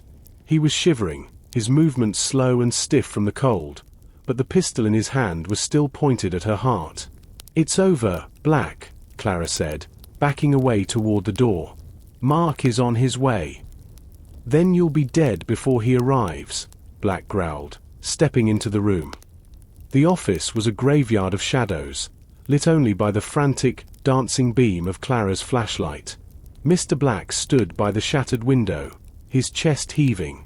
The blood on his face had frozen into dark, jagged streaks. He looked less like a man and more like a ghost driven by a singular, violent purpose. "The ring, Clara," he rasped, his voice cracking. "I won't ask again. Throw it on the desk and step back." Clara clutched the silver band so hard the metal bit into her palm. She looked at the door, then back at the dying man in front of her. "You're dying, Mr. Black. You're freezing to death. If you take this ring, it won't save you. Sterling won't come for you in this storm. He'll let you freeze so he doesn't have to pay you." "Shut up!" Black screamed, a spray of red hitting the white snow on the floor. He raised the pistol, but his arm was shaking violently. The cold was taking its toll on his motor skills. Clara saw her opening. She didn't throw the ring. Instead, she took the heavy, leather-bound dictionary, the one that had hidden the secret for years, and hurled it with all her strength at the flashlight sitting on the edge of her desk. The heavy book hit the light, knocking it to the floor. The beam spun wildly, creating a strobe effect that disoriented the room. In that split second of flickering light and shadow, Clara dived behind her heavy oak desk. A silenced shot hissed through the air, thudding into the wooden chair where Clara had been standing a moment before. "You little..." Black started to growl, but he was interrupted by a thunderous kick against the office door. "Clara! Move away from the window!" Mark's voice roared from the hallway. The door didn't just open. The lock shattered as Mark threw his entire weight against it. He didn't come in with a shotgun this time. The space was too small. He burst in with a heavy security baton, his face a mask of pure rage. Mr. Black turned to fire at the door, but the cold had finally won. His finger fumbled on the trigger. Mark was on him in 2 strides. He swung the baton, connecting with Black's wrist. The pistol clattered across the floor, sliding into the darkness under the radiator. The 2 men crashed into the bookshelves. Books rained down on them, histories, ledgers, and guest logs, covering them in a storm of paper. Mark was younger and stronger, but Black fought with the desperation of a cornered animal. They struggled on the floor, glass crunching beneath them, the wind still howling through the broken window. Clara scrambled from behind the desk. She saw the pistol glinting near the radiator. She ran for it, her fingers sliding over the cold metal. She picked it up, feeling its terrifying weight. "Stop it!" she screamed, pointing the gun at the floor. "Mark, stop!" Mark had Black pinned against the wall, his forearm pressed against the assassin's throat. Black's eyes were rolling back in his head, his skin a sickly shade of blue. He wasn't fighting anymore. He was fading. Mark looked back at Clara, his breathing heavy. He slowly stepped away, letting Black slump to the floor. The man who had haunted the hotel was unconscious, defeated by the cold and the very secrets he had tried to steal. Mark walked over to Clara and gently took the pistol from her shaking hands. He reached out and squeezed her shoulder. "It's okay. It's over." Clara looked down at her other hand. She opened her palm. The silver ring was still there, safe. "We need to get to the basement," Mark said, looking at the snow piling up in the office. "We have the proof. Now we just have to survive the night." The walk to the basement was a slow, agonizing journey through a frozen ghost house. Mark carried a heavy coil of rope and a toolkit, while Clara held the flashlight, its beam cutting through the darkness like a blade. They had left Mr. Black tied securely to the heavy radiator in the office. In his weakened state and with the storm outside, he wasn't going anywhere. When they reached the laundry room, the air was noticeably warmer. The thick stone walls and the absence of windows protected the space from the biting mountain wind. Arthur had managed to start a small, controlled fire in a metal bin, using old newspapers and broken wooden crates. Elias was wrapped in several thick wool blankets, sitting on a low bench. "You're back," Elias said, his voice trembling with relief. "And Clara, you're safe."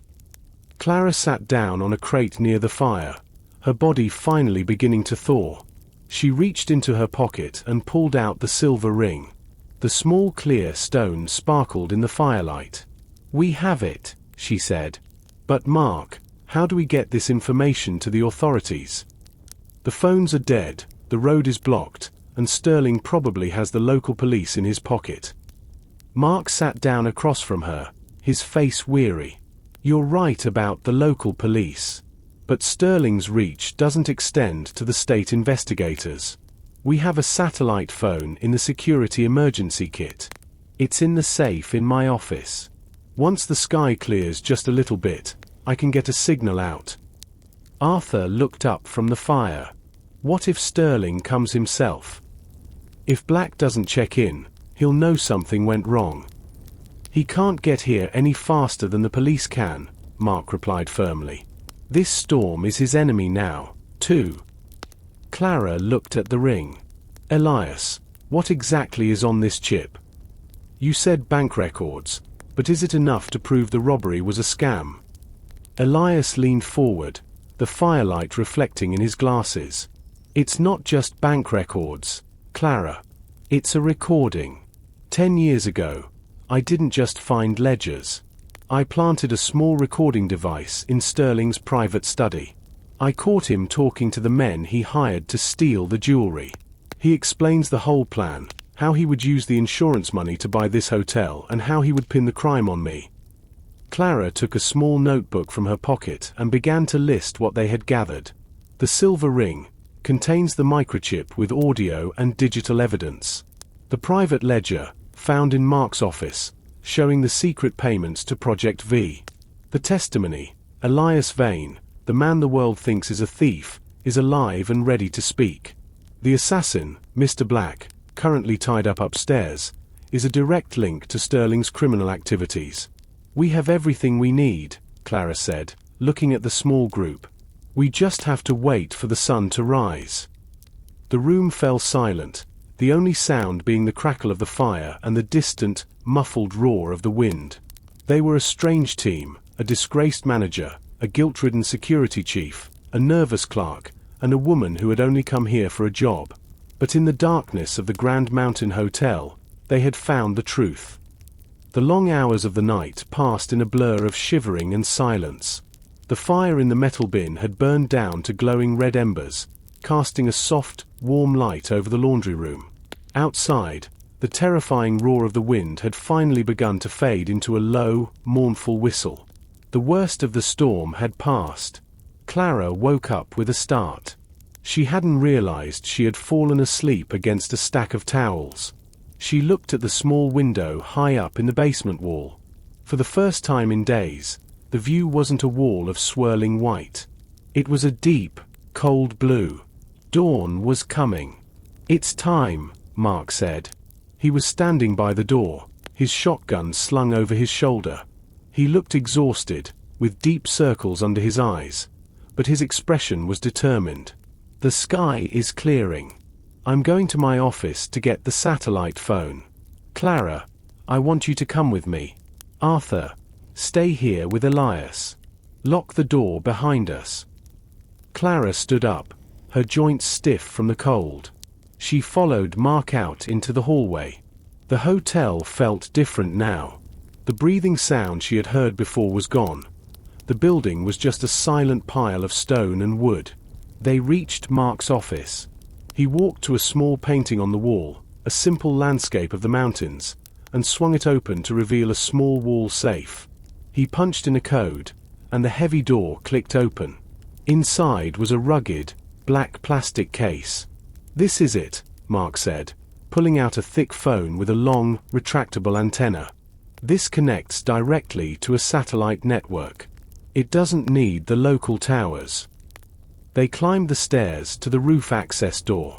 As they stepped out onto the flat roof of the hotel, the sight took Clara's breath away.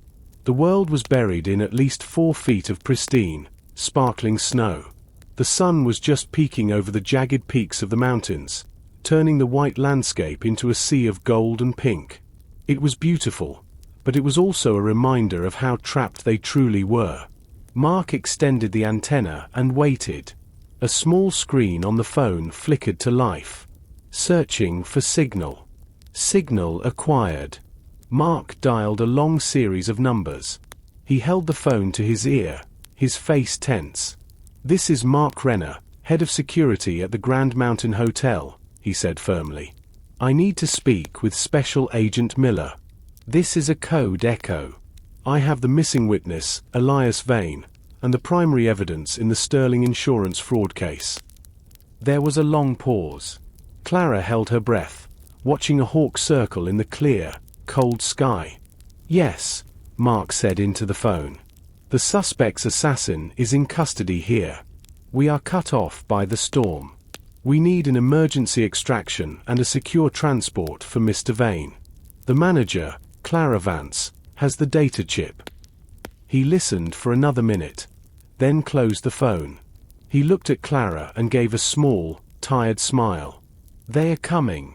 A state police helicopter will be here in 2 hours." They were already looking for Mr. Black, his unknown hitman. When they heard Elias was alive, they moved our priority to the top. Clara leaned against the stone railing of the roof. "Is it really over?" "Almost," Mark said. "We just have to make sure Sterling doesn't find out we've made contact before the police arrive. If he has a radio in the village, he might be listening." They looked down at the driveway. Far below, the black car that had followed Clara was almost completely buried in a drift of snow. The hunter was now the one caught in the trap.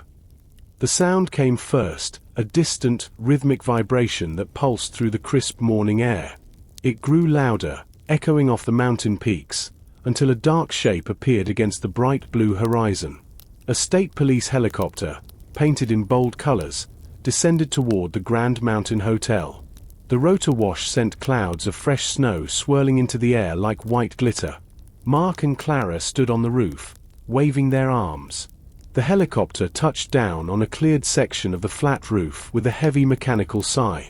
4 armed officers stepped out, led by a woman in a long trench coat. She moved with a sharp, professional energy. "I'm Agent Miller," she said, her voice barely audible over the slowing rotors. "Where is the evidence?" Clara stepped forward. She reached into her pocket and pulled out the silver ring. The morning sun hit the small clear stone, making it blaze with light. She placed it into the agent's gloved hand. "The digital records are on a chip inside the band. It contains 10 years of proof against Mr. Sterling." "And the witness?" Miller asked. Mark gestured toward the roof access door. Arthur and Elias Vane stepped out into the light. Elias blinked, his eyes watering in the sudden brightness. He had spent a decade in the shadows of room 404, and now, the sun felt like a miracle. "Elias Vane," Agent Miller said, her expression softening slightly. "We've been looking for the truth about your disappearance for a long time. You're safe now." The next hour was a whirlwind of activity. 2 officers went down to the office to collect the unconscious and frostbitten Mr. Black. He was carried out on a stretcher, a broken man who would soon be trading his long black coat for a prison uniform. As the authorities prepared to leave, Elias stopped in front of Clara. He took her hands in his. His skin was thin like paper, but his grip was strong. "You saved more than just my life, Clara. You saved the truth. This hotel was built on a foundation of mountain stone, but for 10 years, it was held together by lies. Thank you for tearing them down." "What will you do now?" Clara asked. "I have a sister in the valley," Elias smiled. "I think I'd like to see a garden that isn't made of snow." The helicopter lifted off, carrying Elias, Mr. Black, and the evidence that would lead to the arrest of Mr. Sterling by noon that day. The hotel grew quiet again, but it was a different kind of silence. The heavy, suffocating weight of the mystery had lifted. 6 months later, the Grand Mountain Hotel opened its doors for the summer season. The closed for repairs sign on room 404 was gone, replaced by a beautiful brass plaque that read, "The Vane Suite." The room was now the most popular in the hotel, filled with sunlight and the scent of fresh wildflowers. Arthur still worked the front desk, but he smiled more often now. Mark remained the head of security, though he had traded his cold, suspicious stare for a more relaxed, watchful eye. Clara stood on the front porch, looking out at the green mountains. She was no longer just the manager. She was the woman who had solved the impossible. The hotel was no longer a cage or a hiding place. It was exactly what it was always meant to be, a grand old house on a mountain, where guests could rest, the air was clear, and there were no more secrets behind the doors. The morning after the helicopter departed, the Grand Mountain Hotel felt unnervingly vast. For the first time since Clara had arrived, the closed for repairs sign on the mountain road had been replaced by official police tape. The blizzard had left behind a world of blinding white silence, but inside the hotel, the air was thick with the scent of change. Clara sat at her desk, staring at the shattered window that Mark had boarded up with rough plywood. The dictionary that had once hidden the silver ring lay open on the floor, its pages ruffled by the stray drafts of cold air. Clara felt a strange hollow sensation in her chest. For weeks, her life had been defined by the pursuit of the man in room 404. Now that Elias was gone and the evidence was in the hands of the state police, she was face to face with the reality of her job. She was the manager of a hotel owned by a man who was, at this very moment, likely being handcuffed in a high-rise office in the city. A soft knock at the door startled her. Arthur stood in the doorway, no longer wearing his stiff, formal blazer. He looked smaller, somehow, but more at peace. "The kitchen staff is asking about the breakfast service, Ms. Vance," he said quietly. "We only have 4 guests left in the building. The others managed to get their cars out as soon as the plows went through this morning." Clara stood up, smoothing her skirt. "Tell Leo to prepare a standard continental buffet. We won't charge the remaining guests for today. It's the least we can do after the excitement." Arthur nodded, but he didn't leave. He stepped further into the room, his eyes scanning the boarded-up window. Mark is down at the gates. He's coordinating with the local sheriff. They're worried that Sterling might have more associates than just Mr. Black. He wants us to stay in the main lobby area for now. Clara felt a prickle of unease. She had assumed that with the ring gone, the danger had passed. But Sterling was a man of immense wealth and even greater spite. If his empire was falling, he wouldn't want any witnesses left standing to testify at his trial. "Do we have a list of everyone currently on the property?" Clara asked, her manager's instincts kicking back in. "Just the 4 guests, the kitchen crew, Mark, you, and me," Arthur replied. Clara walked to the window, pressing her hand against the cold plywood. "And the phones?" "Still down. The storm took out the main line at the base of the cliff. We're still relying on Mark's satellite phone for emergencies." Clara turned back to her desk. She noticed a small, black ledger she hadn't seen before, tucked into the very back of the drawer where she'd found the velvet box. It wasn't a hotel record. It was a personal diary. On the cover, in faded gold ink, were the initials SS. "Arthur," Clara whispered, picking up the book. "Who is SS?" Oh. Arthur's face went pale.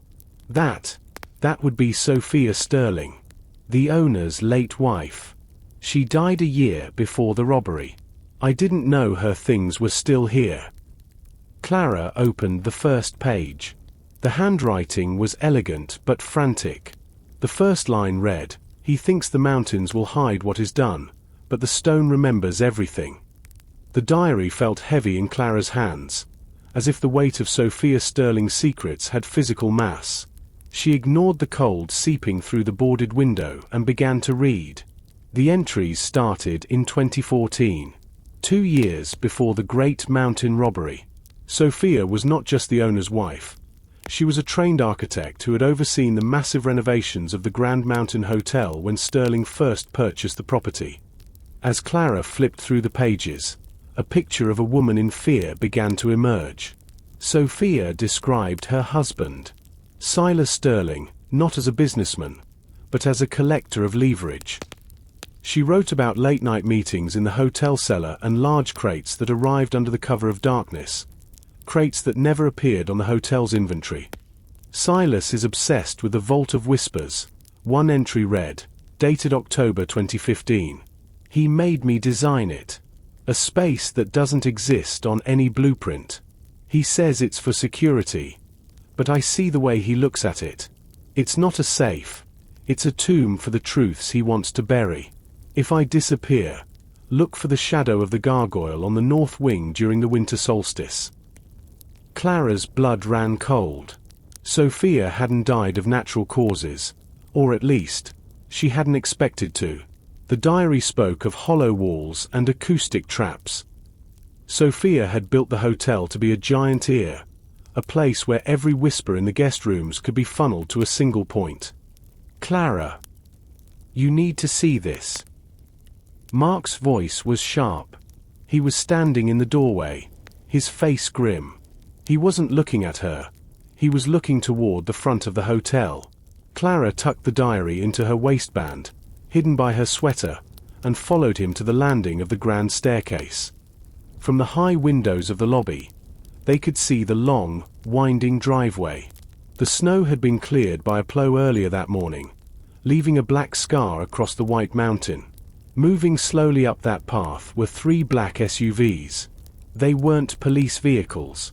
They had no markings, no sirens, and no lights. They moved with a synchronized, predatory grace. "Is that the state police?" Clara asked, though she already knew the answer.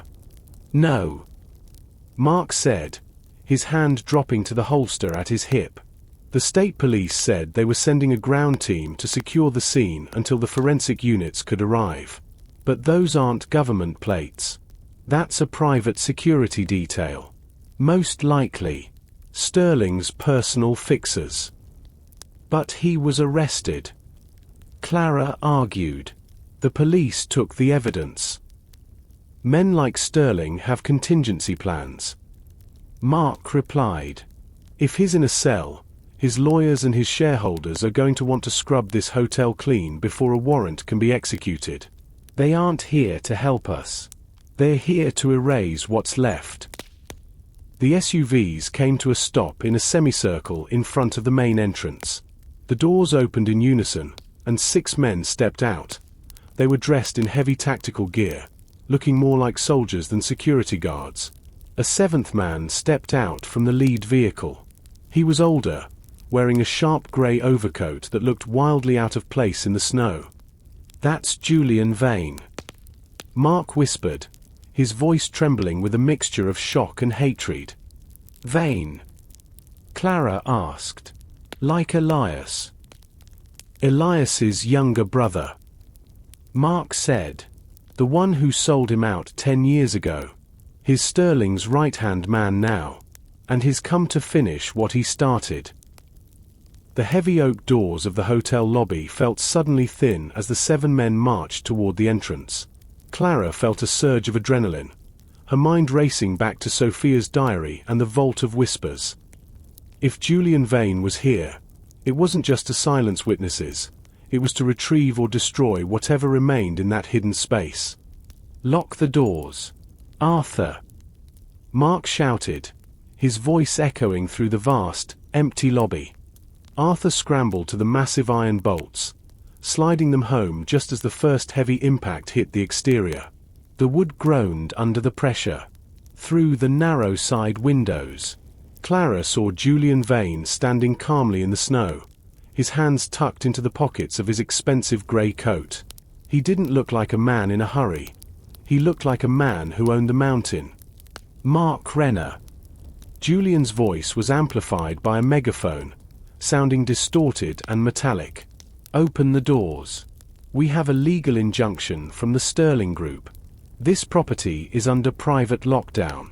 You are currently obstructing an authorized security transition. Make this easy for yourself." Mark stepped toward the window, keeping his body partially shielded by the stone pillar. "You've got no authority here, Julian. The state police have already been here. They took Elias, and they took the chip. It's over." A long silence followed. Julian tilted his head, a thin smile appearing on his face. "You always were a bad liar, Mark. They took the ring, yes. But we know Elias didn't keep everything on one chip. He was a paranoid old man. He kept the primary ledger, the paper one, somewhere in this building. My employer wants it back. If you hand it over, we leave. If you don't, we'll consider you a squatter on private property and use necessary force to remove you." Clara looked at Mark. She remembered the small black diary she had just found. Was that what they were looking for? Or was there something even bigger? "We need to get the guests to the safe room," Clara whispered, pulling Mark back from the window. "If they start shooting, the lobby is a kill zone." There is no safe room. Clara. Mark replied, his eyes darting to the tactical teams now spreading out to cover the side exits. This is an old hotel, not a fortress. Sophia's diary. Clara said, pulling the small book from her waistband. She wrote about a space that doesn't exist on the blueprints. The Vault of Whispers. She said it's behind the shadow of the gargoyle on the north wing. Mark. We have to find it. If that ledger is there, we can use it as leverage, or at least keep it out of Julian's hands until the real police return. Another impact shook the front doors. This time, the sound of splintering would followed. One of the men was using a tactical ram. Arthur, take the guests to the kitchen. Mark commanded. The walls are reinforced stone back there. Lock the freezer door from the inside if you have to. Clara, show me that diary. If Sophia built a hole in this hotel, we're going to need to find it fast. As Arthur led the terrified guests, 3 elderly hikers and a young photographer, away from the lobby, Clara opened the diary to the sketch she had seen. The north wing. The gargoyle. She looked up at the intricate stonework of the lobby ceiling, tracing the path toward the darker, older section of the hotel. The siege had begun, and the Grand Mountain Hotel was about to reveal its deepest, darkest chamber. The rhythmic impact against the front door was relentless, a heartbeat of impending violence. Clara and Mark turned away from the lobby, running toward the corridor that led to the north wing. This was the oldest part of the Grand Mountain Hotel, a section where the foundations were carved directly into the granite of the peak. The air here was noticeably colder, smelling of damp earth and centuries of trapped winter. The north wing was supposed to be the new library. Mark whispered. Sterling halted construction there 5 years ago. He told us the structural integrity was failing, but now I'm wondering if he just wanted everyone to stay away from it. Clara held the diary open, her flashlight beam dancing across the sketches Sophia had left behind. The solstice. Clara muttered. She mentioned the shadow of the gargoyle during the winter solstice. That was just a few weeks ago. The sun's angle is almost identical right now. They reached a heavy velvet curtain that blocked the entrance to the construction zone. Mark pulled it aside, revealing a hallway filled with scaffolding and stacks of unpolished marble. At the very end of the hall sat a massive, circular window made of stained glass, though much of it was covered in thick layers of dust and frost. Look at the stonework, Clara said, pointing her light toward the ceiling. Perched high in the corner was a grotesque stone gargoyle. It was unlike the others in the hotel. Its wings were folded tight, and its face was turned downward, staring at a specific patch of the floor near a large, ornate fireplace. Because the sun was rising, a long, sharp shadow from the gargoyle's snout stretched across the dusty tiles. It's pointing. Mark realized. He knelt at the spot where the shadow ended. He tapped the floor with the butt of his security baton. The sound was flat and solid. Nothing. It's just stone. Not the floor, Clara said, checking the diary again. Sophia wrote. The shadow marks the heart, but the breath opens the ribs. She looked at the fireplace. It was a massive structure of grey stone, carved with scenes of mountain lions and pine trees. Clara moved her hand along the carvings, searching for a lever or a loose brick. Her fingers brushed against the open mouth of one of the carved lions. Inside the stone throat, she felt a small, cold metal ring. Mark, look at this. She pulled the ring. There was no dramatic movement. Instead, a soft hiss of escaping air filled the room. The entire back wall of the fireplace, a slab of stone weighing hundreds of pounds, slid backward an inch and then rolled to the left on hidden, greased tracks. A blast of stale, recycled air hit them. Beyond the fireplace lay a narrow, spiraling staircase that descended into the dark. The Vault of Whispers. Mark breathed. A loud crash echoed from the front of the hotel. The lobby doors had finally given way. They heard the heavy, disciplined footsteps of Julian Vane's tactical team entering the building. "They're inside," Clara said, her heart hammering against her ribs.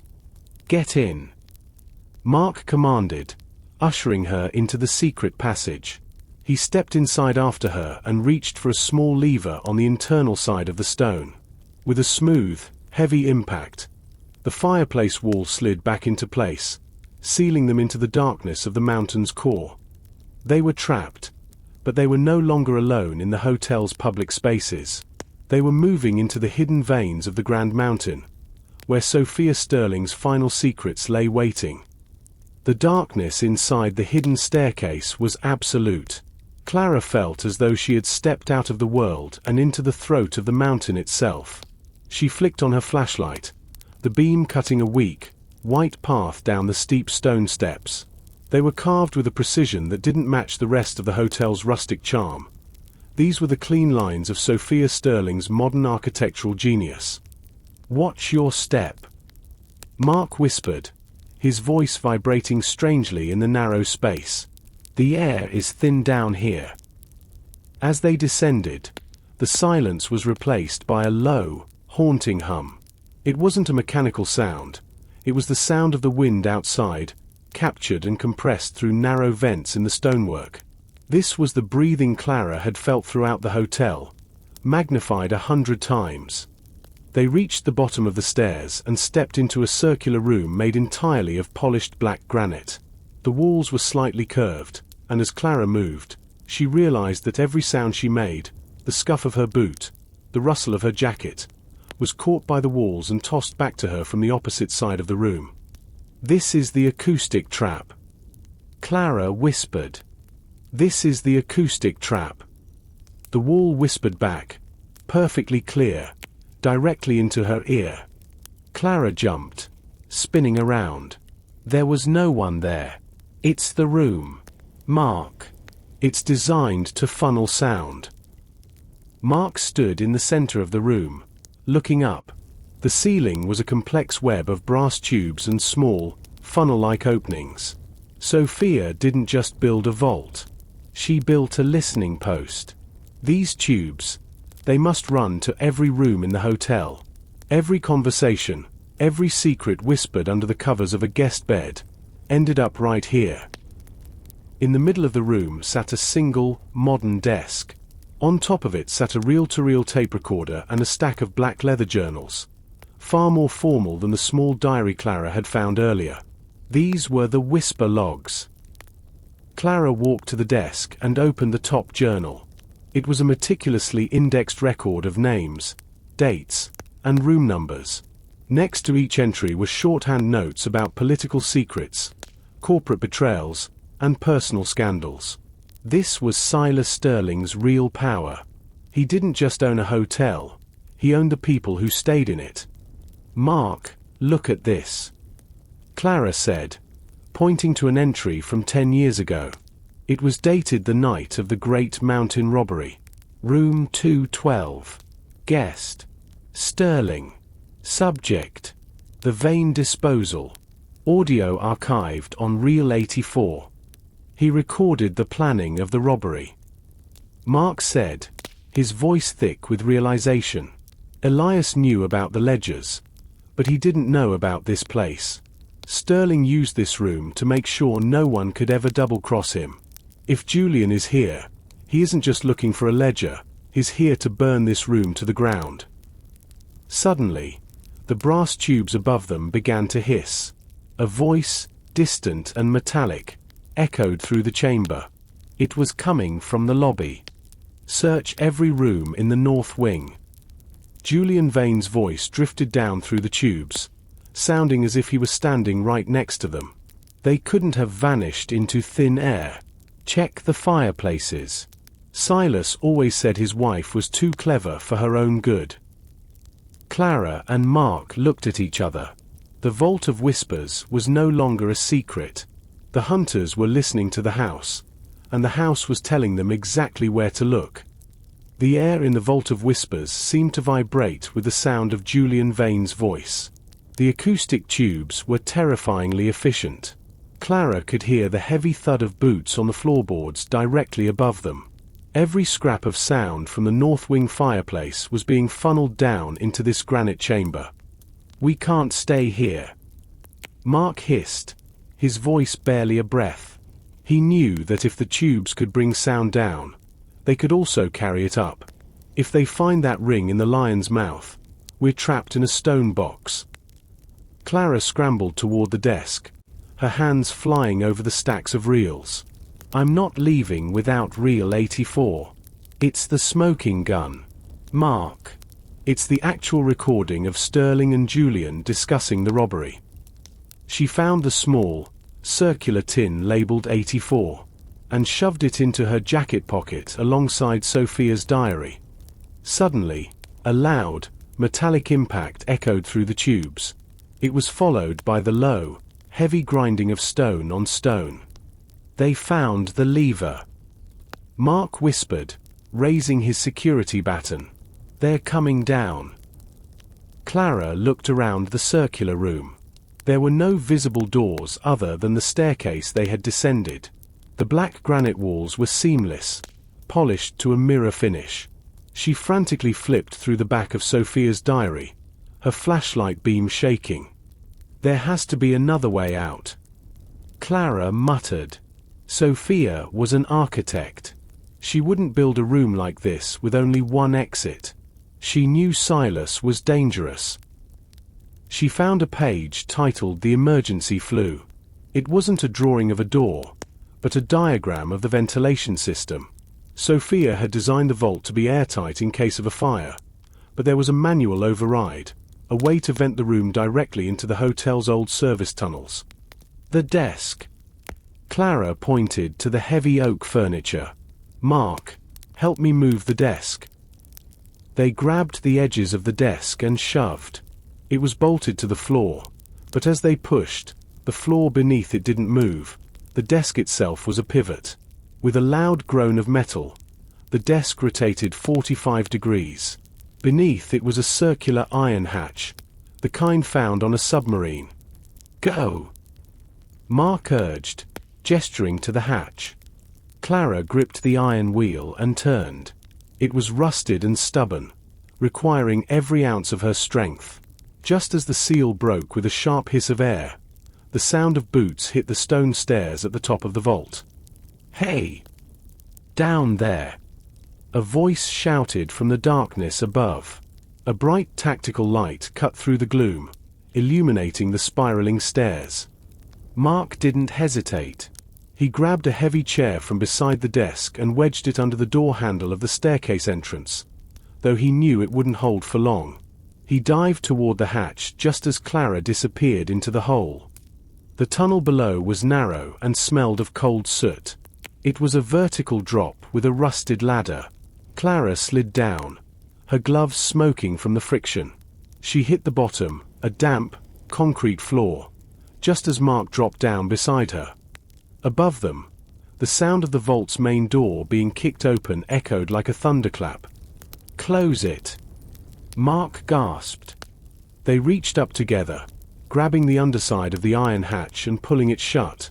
Clara fumbled for the locking bolt and slammed it home just as a heavy weight thudded against the top of the hatch.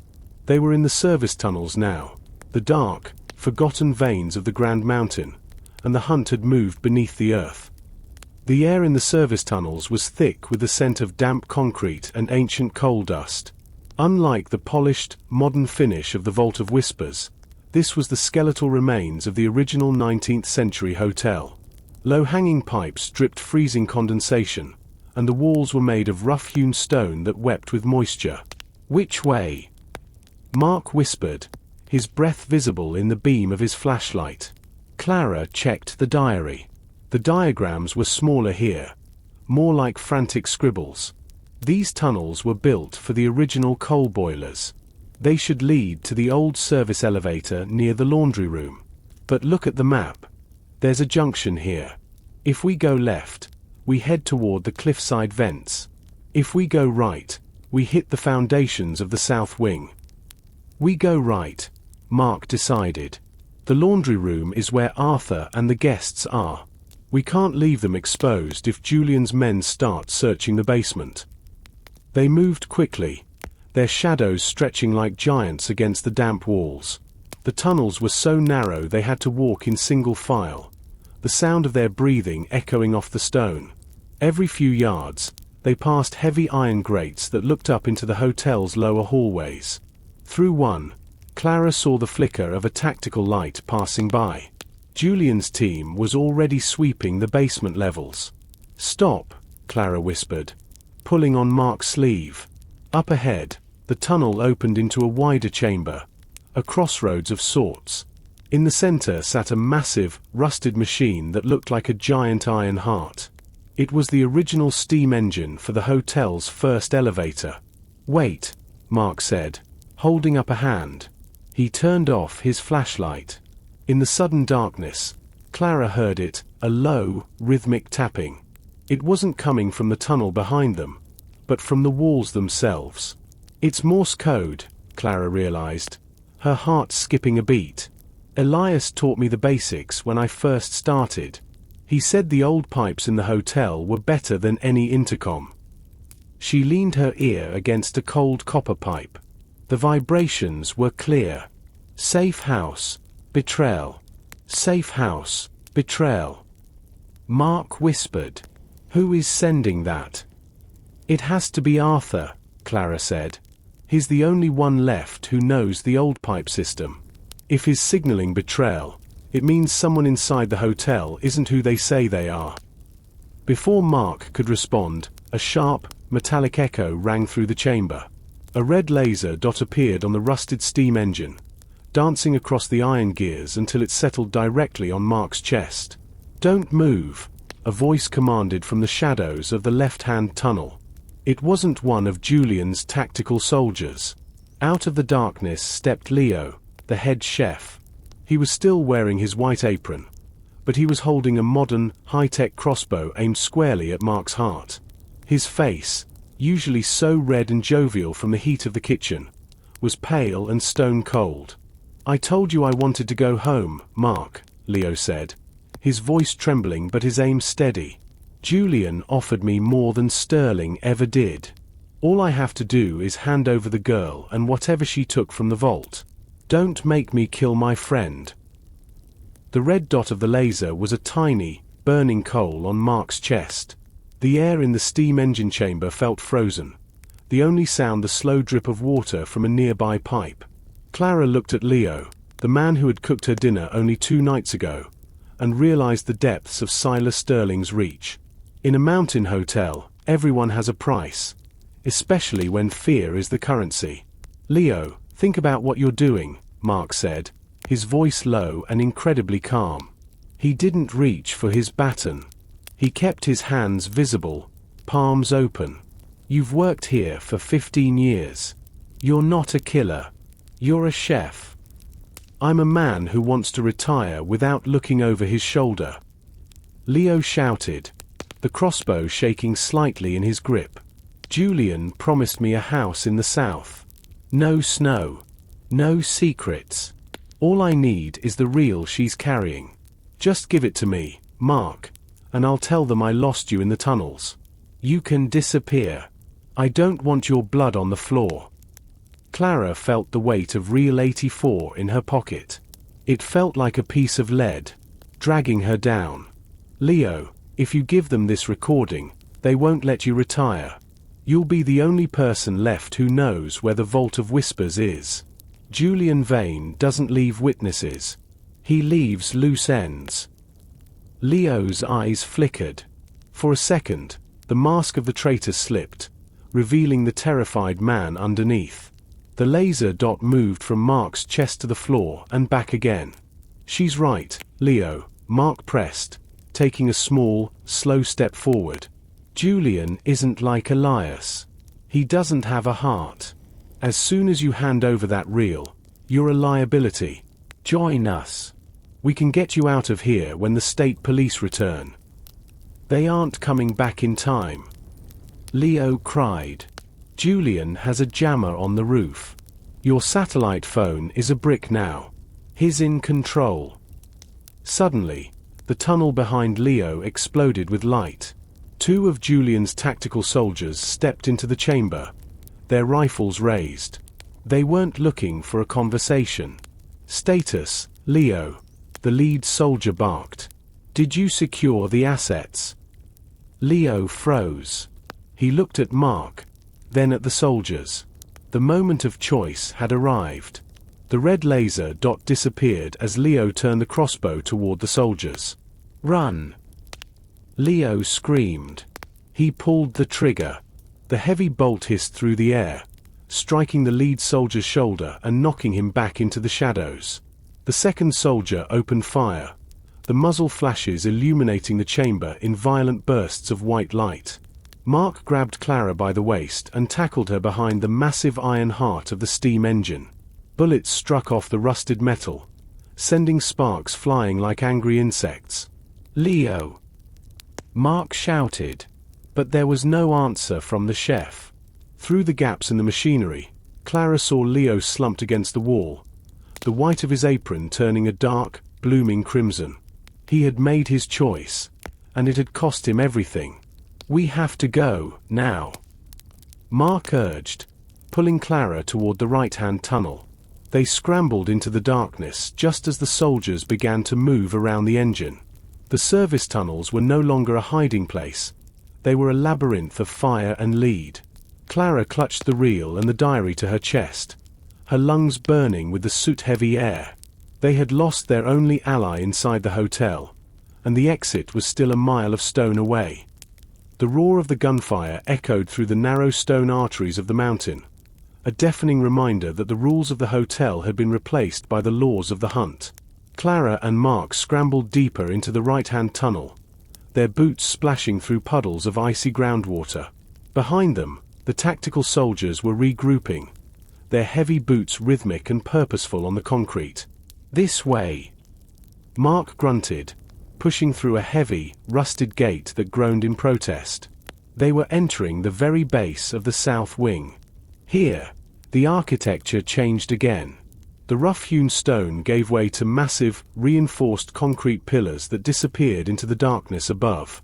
This was the foundation that kept the Grand Mountain from sliding into the abyss during the spring thaws. "We're directly under the Grand Ballroom," Mark whispered, his flashlight beam scanning the ceiling.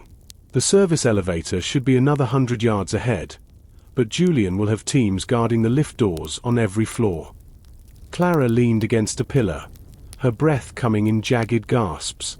She pulled reel 84 from her pocket, the cold metal tin biting into her palm. "Leo said the satellite phone is a brick. If Julian has a jammer, we're invisible to the outside world. The police won't know something is wrong until the shift change tomorrow morning." "We don't have until tomorrow," Mark said, his eyes scanning the shadows. "Julian is a perfectionist. He wants this cleaned up tonight. If he can't find the ledger or the recording, he'll set the hotel on fire and blame it on a faulty boiler. It's the ultimate erasure." Clara looked at the massive pillars. Sophia wrote about the foundation vents. She said they were designed to circulate air through the entire structure. "If we can't use the elevator, can we climb the vents?" "The vents are vertical shafts, Clara. Without climbing gear, it's a suicide mission," Mark replied. Suddenly, the sound of the Morse code returned. It was louder now, ringing through the metal pipes that ran along the ceiling. Clara recognized the rhythm immediately.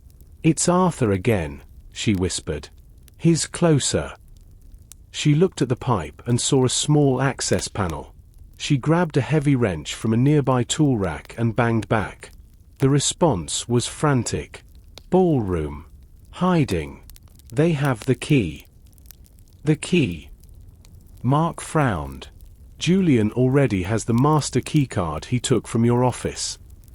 "Not the keycard," Clara said, her mind racing back to the diary. Sophia mentioned a physical override key for the Vault of Whispers. She said it was hidden in the one place Silas never looked, the portrait of his own ego.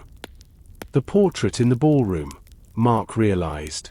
It's a 10-foot oil painting of Sterling on his first day as owner. If Arthur is there, he might have found it. But he's trapped. A sudden beam of light cut through the tunnel behind them. The soldiers were closing in.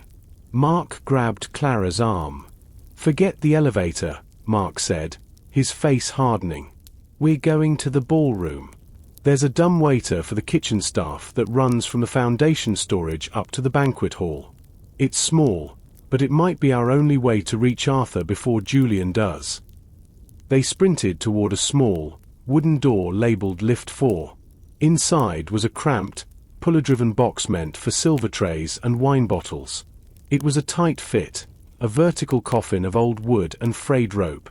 But as the soldiers' voices grew louder in the tunnel, Clara and Mark squeezed inside, pulling the shutter closed just as the first flashlight beam hit the door. The dumbwaiter was a cramped, lightless box that smelled of ancient floor wax and cold grease.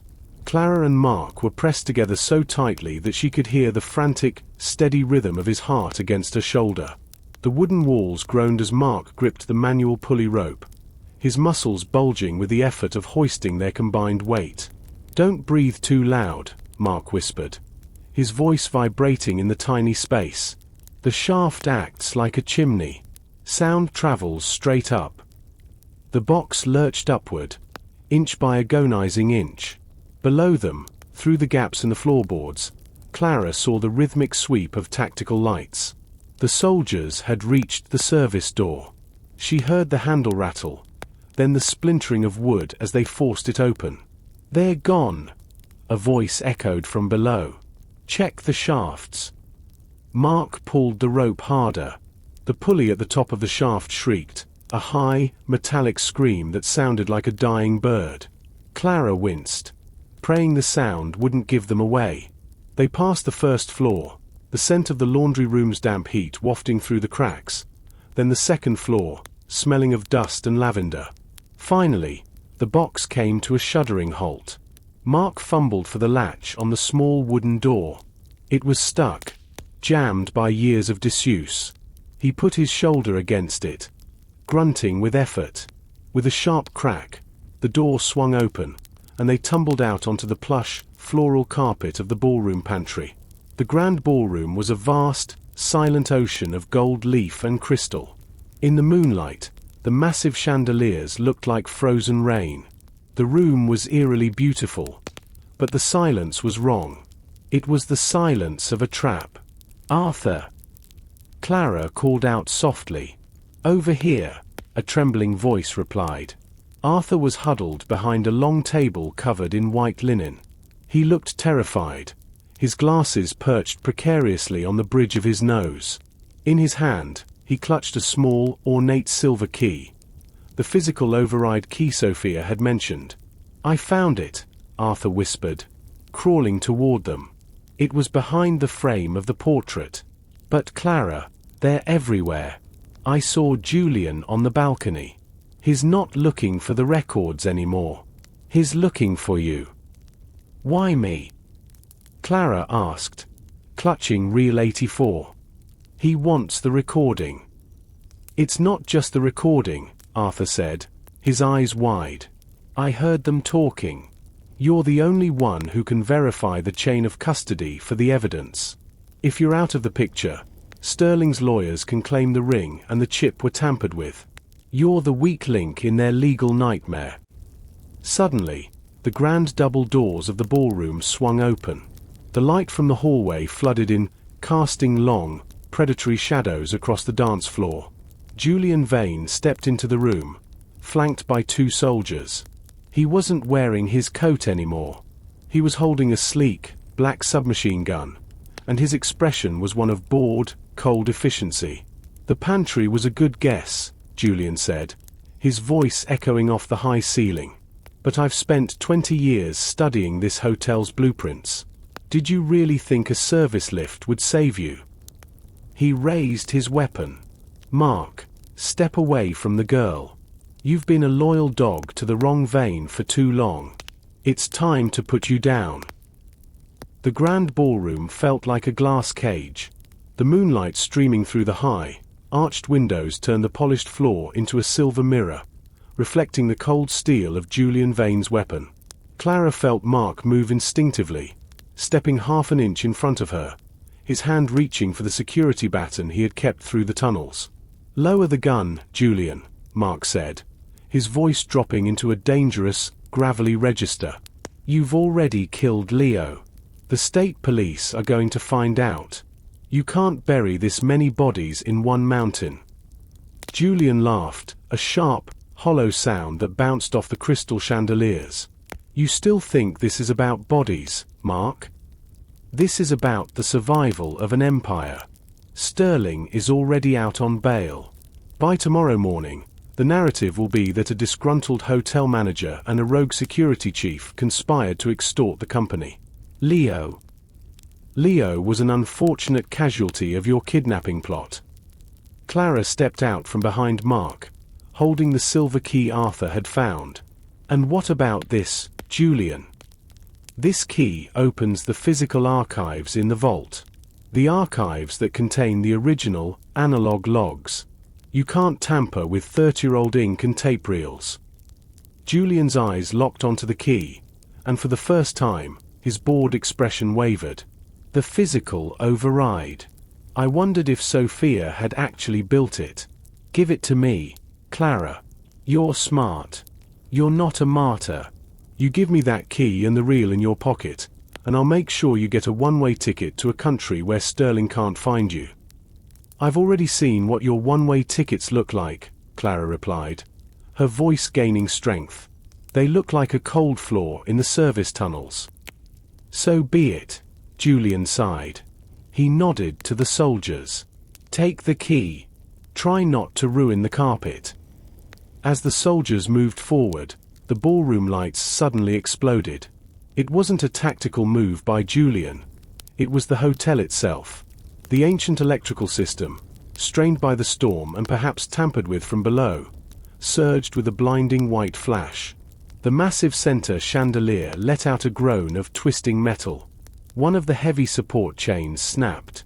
The chandelier tilted dangerously, crystals raining down like glass shrapnel.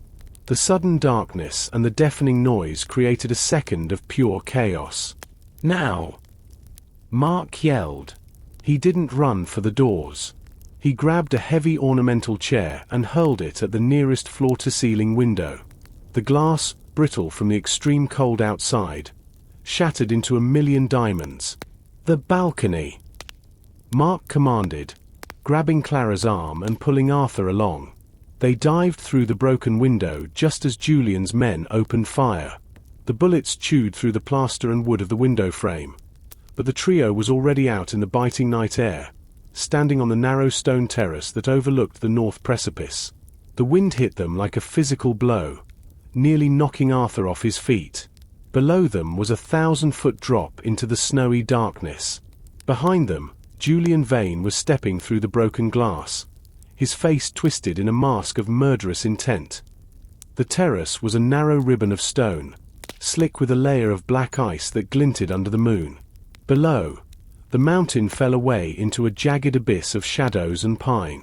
To their left, the sheer wall of the north wing rose up like a fortress. To their right, the open air screamed with the fury of the receding storm. "The service stairs!" Mark shouted over the gale, pointing toward a small iron door tucked into the masonry 50 feet down the ledge. "If we can reach the maintenance catwalk, we can circle back to the communications array." Julian's men didn't wait for a clear shot. They stepped onto the terrace, their tactical boots crunching on the glass. A burst of gunfire sparked off the stone railing inches from Arthur's head. The clerk let out a yelp of terror, his hands clawing at the frozen wall for balance. "Keep moving," Clara urged, pushing Arthur forward. She felt the weight of the silver key in her left hand and reel 84 in her right. These were the only things keeping them alive, and yet they were the very things making them targets. They reached the iron door, but it was frozen shut, a thick crust of ice sealing the frame.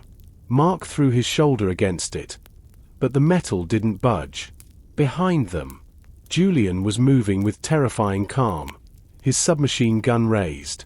"Nowhere to go. Clara." Julian's voice carried through the wind, cold and thin. "The mountain always wins. Give me the records, and I'll let Arthur and Mark walk away. This is your last chance to be a hero." Clara looked at the ice-covered door, then at the sheer drop. She remembered a detail from Sophia's diary, a note about the winter breath valves. Sophia had installed high-pressure steam vents along the terrace to prevent ice buildup on the north wing's structural supports. "Mark! The red lever under the railing!" Clara screamed, pointing to a frosted iron handle half buried in a snowdrift. Mark didn't ask questions. He lunged for the lever, his fingers slipping on the frozen metal before he found a grip. He heaved upward with a roar of effort. A deafening hiss filled the air. From a row of brass nozzles hidden beneath the terrace floor, a massive cloud of superheated steam erupted. The white plume was blinding, instantly obscuring the terrace in a thick, hot fog. The sudden change in temperature caused the ice on the iron door to crack. "The door! Now!" Mark yelled. He kicked the iron door, and this time, it swung open into a dark, narrow stairwell. They scrambled inside, slamming the door shut and dropping a heavy bar across it just as the first bullets from Julian's team thudded into the exterior metal. They were in a vertical shaft, a dizzying spiral of rusted iron stairs that led upward toward the hotel's highest point, the clock tower. "Why are we going up?" Arthur gasped, his chest heaving. "We're trapping ourselves." "We're not trapping ourselves," Clara said, her eyes bright with a sudden, desperate plan. "Julian said the satellite phone is jammed from the roof. But the jammer has to be powered by something. If we can get to the array, we can shut it down and send a distress signal before they break through that door." "And if we can't?" Arthur asked. Clara looked up into the darkness of the tower. "Then we make sure that when the police finally find us, they find these records, too." The stairs were a skeletal spine of iron, vibrating with every gust of wind that battered the tower. As they climbed, the temperature plummeted. The warmth of the steam vents was a distant memory, replaced by the bone-deep chill of high altitude. Clara's boots rang out on the metal, a rhythmic clanging that seemed to count down the seconds they had left. They reached the observation deck, a circular room dominated by the massive gears of the hotel's century-old clock. The four glass faces of the clock looked out toward the four corners of the mountain range, like giant, unblinking eyes. Through the frosted glass of the eastern face, Clara could see the faint glow of Julian's tactical lights moving along the terrace below. "The jammer!" Mark pointed to a sleek, modern device bolted to the masonry near the north window. It was a black box with four pulsing red lights. Its antenna hummed with a low-frequency buzz that made Clara's teeth ache. "That's what's killing the signal." Mark ran to the device, but as he reached for the cables, he stopped. "It's booby-trapped. Magnetic sensors. If I rip these wires out, it'll trigger a small thermite charge. It'll melt the jammer, but it'll also melt the communications array and probably take half the tower with it. There has to be a bypass," Arthur said, peering through his fogged glasses at the base of the unit. "Look, there's a serial port here. It's a Sterling Group model. They always have a hard-coded override for authorized maintenance." Clara pulled Sophia's diary from her pocket, flipping frantically to the final pages. Sophia designed the electrical integration for the 2018 upgrade. She hated the way Silas used technology to isolate the hotel. "Here. In case of total blackout, the override code for all security peripherals is the date of the first stone." "The first stone," Mark muttered, looking at the clock gears. "The hotel was founded in 1912. But the cornerstone. Arthur, you're the historian. When was the cornerstone laid?" Arthur's face scrunched in concentration. "August 12th. 1910. Mark began to punch the numbers into the jammer's keypad. With each press, The red lights flickered. On the final digit, the hum suddenly died. The pulsing red turned to a steady, peaceful green. The signal is back, Clara whispered, pulling the satellite phone from Mark's pocket. She turned it on. The screen glowed. Signal acquired. 5 bars. But before she could hit the speed dial for the state police, the heavy iron door at the base of the tower let out a scream of twisting metal. Julian's men were using a cutting torch. A bright orange spark began to eat through the bottom of the door. "We don't have time for a full report," Mark said, grabbing his shotgun. "Just send the signal and the location. They'll know what it means."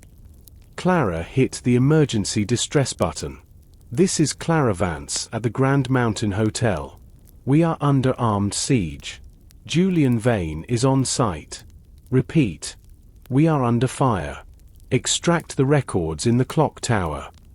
She hit send just as the iron door at the bottom of the stairs blew inward with a deafening explosion. The shockwave rattled the clock faces, sending a spiderweb of cracks across the glass. "Clara, get behind the gears," Mark yelled, leveling his weapon at the top of the stairs. "Arthur, stay down." Julian Vane's voice drifted up the stairwell, amplified by the hollow stone. "You've made a lot of noise, Clara. But the thing about towers is there's only one way down. And I'm standing on it." The iron skeleton of the clock tower groaned as the wind shrieked through the fresh cracks in the glass faces. Inside, the massive bronze gears of the clock's movement, the heartbeat of the hotel, continued to turn with a slow, indifferent movement. The smell of old oil and ozone filled the cramped space. Mark was positioned by the opening of the spiral stairs, his shotgun braced against a wooden beam. "They're coming up in pairs," he whispered, his eyes never leaving the dark hole in the floor. "Arthur, get behind the primary weight. If things get loud, stay flat." Clara stood by the eastern clock face, clutching the satellite phone. The message had been sent, but sent did not mean arrived. In the high altitude of the storm's tail, the data packets were struggling to find a satellite. A small progress bar on the screen flickered. 85%. 88%. "Julian!" Mark shouted down the stairwell. "The signal is out. The state police know exactly where you are and what you're doing. Put the guns down and we can end this without more blood." "You always were too optimistic, Mark." Julian's voice drifted up, sounding closer now. He was climbing the stairs himself. "A signal in a storm is a ghost. By the time anyone arrives, the fire will have started, and you'll all be tragic victims of a faulty heating system. My men are already in the basement with the accelerant." Clara's heart skipped. Julian wasn't just here for the records anymore. He was burning the evidence, and the hotel, to the ground. 92%. Clara whispered to the phone. "Come on." Suddenly, a tactical grenade landed onto the floor at the top of the stairs. It wasn't an explosive, it was a flashbang. "Eyes!" Mark roared. Clara shut her eyes and ducked behind a massive bronze gear just as the world exploded in a blinding white light. Her ears rang with a high-pitched whine. Through the spots in her vision, she saw the silhouette of the first soldier emerging from the stairwell. Mark fired. The roar of the shotgun was thunderous in the confined space. The soldier was thrown back into the stairs, but a second one was already surfacing, firing a submachine gun wildly. Bullets chewed into the wooden frame of the clock, sending splinters flying like shrapnel. "Arthur, the manual override!" Clara screamed, noticing the heavy iron lever that disconnected the clock gears from the external faces. Arthur, spurred by pure terror, lunged for the lever. He threw his weight against it. With a sickening grind of metal, the primary drive shaft disconnected. The massive gears accelerated, spinning freely with a terrifying momentum. One of the soldiers tried to move past the machinery, but his tactical vest caught in the teeth of the secondary gear. He was yanked sideways, his weapon clattering to the floor. The distraction gave Mark enough time to reload. 100%. Clara gasped as the phone signaled. Message delivered. At that moment, Julian Vane stepped into the room. He didn't look like a soldier. He looked like an executioner.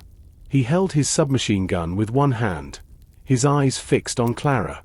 He ignored the spinning gears and the dying soldier. The phone. Clara. Julian said, his voice barely audible over the roar of the machinery. Give it to me, or I start with the clerk. He turned his barrel toward Arthur, who was trapped between the spinning drive shaft and the stone wall. The clock tower was a symphony of destruction. The free spinning gears created a low-frequency roar that vibrated through Clara's boots, while the wind outside whistled through the bullet holes in the glass clock faces. Julian Vane stood in the center of it all, the muzzle of his submachine gun leveled at Arthur's chest. The clerk was trembling, his back pressed against the cold masonry, just inches away from the blurred teeth of the bronze machinery. The phone. Clara. Julian repeated. The cold reflected in his eyes was deeper than the mountain winter. Every second you wait, Arthur gets closer to a very messy end. Clara looked at the phone, then at Mark, who was pinned behind a wooden support beam by the remaining tactical soldiers' suppressive fire. Mark caught her eye and gave a subtle, frantic shake of his head. If she gave up the phone, Julian would destroy the proof of the distress call and kill them anyway. Julian, look at the gears, Clara said, her voice projecting over the mechanical din. Arthur disconnected the governor. The structural supports for the clock faces are already vibrating. This tower wasn't built for this kind of torque. If you fire that weapon, the percussion could bring the whole thing down. A risk I'm willing to take. Julian sneered. Is it? Clara countered, taking a slow step toward the center of the room. She held the phone out, but she also reached for the heavy silver physical override key in her other pocket. If the tower falls, the Vault of Whispers stays sealed forever. You'll never get the original logs. Sterling will lose everything. Julian's aim wavered. He was a man of profit and loss, and the loss of the physical logs was the one thing he couldn't explain to his employer. In that moment of hesitation, the hotel groaned. A deep, tectonic sound echoed from far below, the sound of Julian's accelerants igniting in the basement. A plume of thick, black smoke began to curl up through the floorboards of the tower. The fire! Arthur whispered, his eyes wide with horror. He did it. He actually did it. Last chance. Julian growled, his finger tightening on the trigger. Now! Mark! Clara screamed. She didn't throw the phone. She hurled the heavy silver key directly into the gap between the two largest spinning gears. The result was instantaneous. The silver key, made of solid, reinforced steel, acted like a wedge. There was a horrific sound of screaming metal, a sound so loud it shattered the remaining glass in the clock faces. The primary gear seized, the momentum of the falling weights below causing the teeth to shatter. Chunks of bronze shrapnel exploded outward. Julian dived for cover as a piece of the gear sliced through the air where his head had been a second before. The sudden stop of the machinery caused the entire tower to lurch to the left. Mark used the chaos to leap from behind the beam, tackling Julian before he could recover his weapon. The two men crashed into the jagged remains of the eastern clock face, teetering on the edge of the 1,000-foot drop. Clara scrambled toward Arthur, pulling him away from the smoking machinery. We have to get out. The smoke. The fire is coming up the stairs. But the records. Arthur pointed to the floor where the satellite phone had fallen. The signal is sent. Clara shouted, grabbing his arm. The police are coming. We have to get to the roof. As she spoke, a low, rhythmic thumping began to grow over the sound of the wind. It wasn't the clock. It was the sound of multiple heavy-duty rotors. The state police hadn't just received her signal. They were already over the hotel. The air atop the Grand Mountain Hotel was a war zone of elements. Thick, oily smoke from the basement fires billowed out of the ventilation shafts, curling into the freezing mountain air like black snakes. Above, the sky was no longer empty. 3 massive tactical helicopters, their searchlights cutting through the haze like divine spears, hovered in a tight formation. The downdraft from the rotors was so powerful it threatened to blow Clara and Arthur right off the edge of the roof. Mark was still locked in a desperate struggle with Julian Vane near the shattered clock face. They were a blur of dark shadows and frantic movement against the backdrop of the burning hotel. Julian had lost his gun in the gear explosion, but he fought with the feral intensity of a man who knew he was facing a life sentence. "Mark!" Clara screamed, shielding her eyes from the stinging smoke. One of the helicopters moved closer, a winch cable dropping from its belly. A team of state police commandos in grey tactical gear began to slide down the ropes, their boots hitting the gravel roof. "Secure the perimeter." A voice boomed over a megaphone. "Drop your weapons." The commandos didn't wait for compliance. They moved like a wave, their suppressed rifles leveled at the remaining members of Julian's team who were emerging from the stairwell. The soldiers, seeing the overwhelming force of the state police, finally dropped their guns and raised their hands into the freezing air. Mark managed to pin Julian against the stone parapet, his forearm pressed against the traitor's throat. Julian's face was blooded, his expensive grey coat torn to shreds. He looked up at the helicopters, the realization of his defeat finally sinking in. "It's over, Julian." Mark wheezed, his breath coming in ragged gasps. "The mountain doesn't belong to you anymore." 2 officers rushed forward, pulling Mark back and slamming Julian onto the roof. The handcuffs were the most beautiful sound Clara had ever heard. Julian didn't say a word. He simply closed his eyes as the smoke from the hotel he had tried to destroy began to swallow him. Agent Miller, the woman from the first extraction, stepped off the lead helicopter. She walked through the chaos with a grim, focused energy, her eyes locking onto Clara. "Ms. Vance," Miller said, her voice steady despite the roar of the engines. "We received your distress signal. The satellite phone data was clear. Where is the physical evidence?" Clara reached into her jacket. Her fingers brushed against Sophia's diary and Reel 84. She handed the heavy tin to the agent. "This is the recording of the 2016 robbery. And this," she pulled out the diary, "is the map to the Vault of Whispers. The fire is in the basement, but the vault is built into the granite. If you act fast, the archives can still be saved." Miller nodded to her team. "Get the fire suppression units down there. I want that vault secured." As the commandos moved into the burning building, Miller turned back to Clara. "Mark and Arthur, you 3 need to get on the transport. This hotel is no longer safe. The structure is compromised." Clara looked back at the Grand Mountain Hotel. Orange flames were now visible in the windows of the lower floors, reflecting off the snow. It was a heartbreaking sight. The Grand Lady of the Peaks was being consumed by the greed of the man who owned her. "Wait," Arthur said, his voice trembling as he pointed toward the north wing. "Look." Through the smoke, a figure appeared on the balcony of the 4th floor. It was a man in a white apron, his movements slow and pained. "Leo!" Mark shouted, his heart breaking. "He's alive!" The sight of Leo, slumped against the stone railing of the north wing balcony, sent a jolt of adrenaline through Mark. The chef was a silhouette of white against the orange glow of the growing fire. The smoke was thicker there, pouring out of the broken windows behind him. Leo had been shot in the shoulder during the tunnel struggle, and clearly, he had crawled his way up through the servant passages, driven by a desperate need for air. "He won't make it," Mark yelled over the rotor wash. The stairs are a chimney now. The fire is moving up the north wing. Agent Miller grabbed her radio. Eagle 1. We have a survivor on the north balcony. Level 4. Can you perform a hover extract?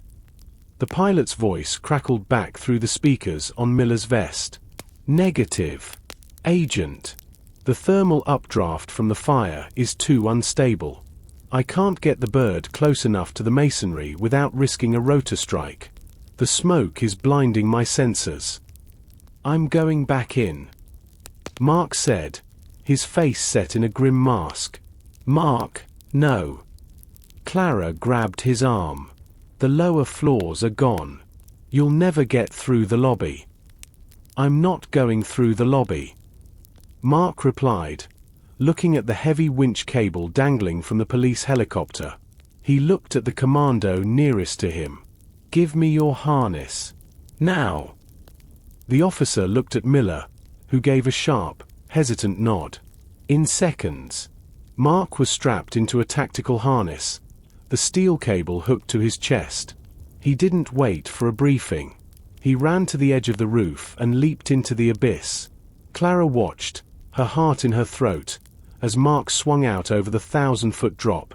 The helicopter pilot, coordinated by Miller's frantic hand signals, banked the heavy machine toward the north wing. Mark was a pendulum of bone and grit, swinging through the black smoke and the rising heat. Higher. Move him 10 feet left. Miller barked into her headset. The helicopter shifted. Mark hit the stone wall of the north wing. He scrambled for a grip on the ornamental masonry, pulling himself onto the narrow balcony where Leo lay. Through her binoculars, Clara saw Mark reach the chef. Leo looked up, his face a mask of soot and tears. Mark didn't waste time with words. He unclipped his secondary safety line and strapped it around Leo's waist. Pull them up. Miller screamed. The winch groaned.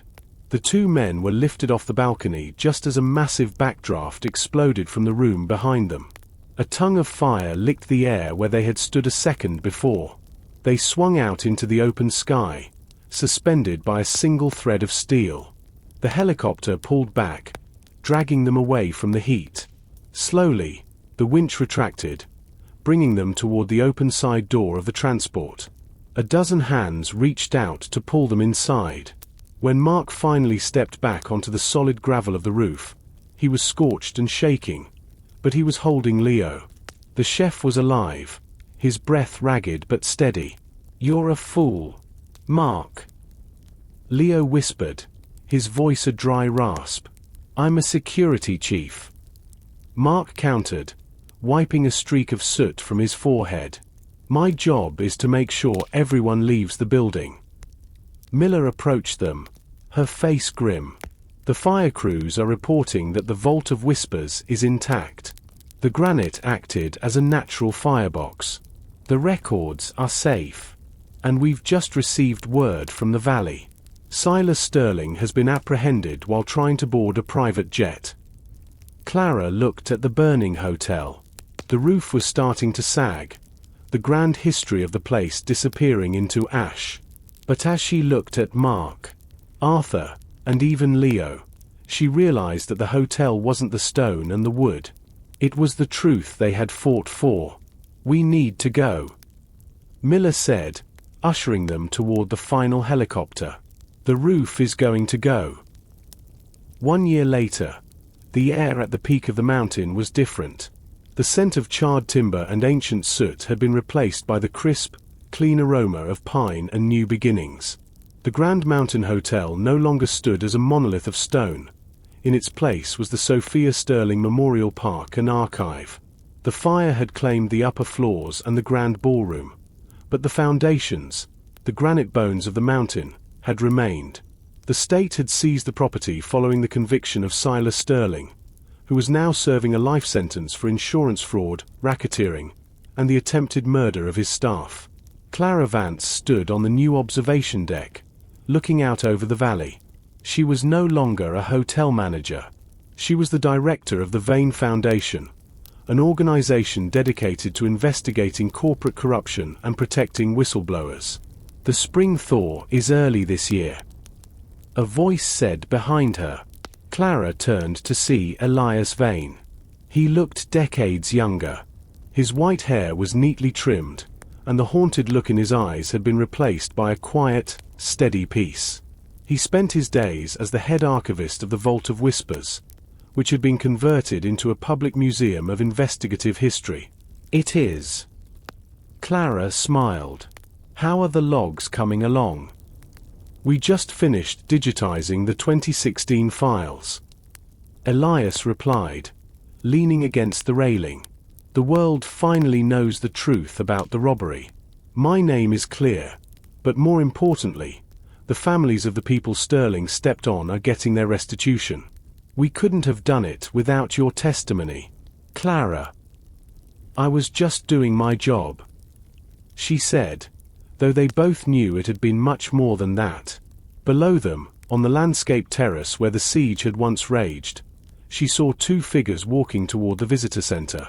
Mark Renner moved with a slight limp, a permanent souvenir from the clock tower, but his posture was as straight as a soldier's. Beside him was Arthur, carrying a stack of historical pamphlets.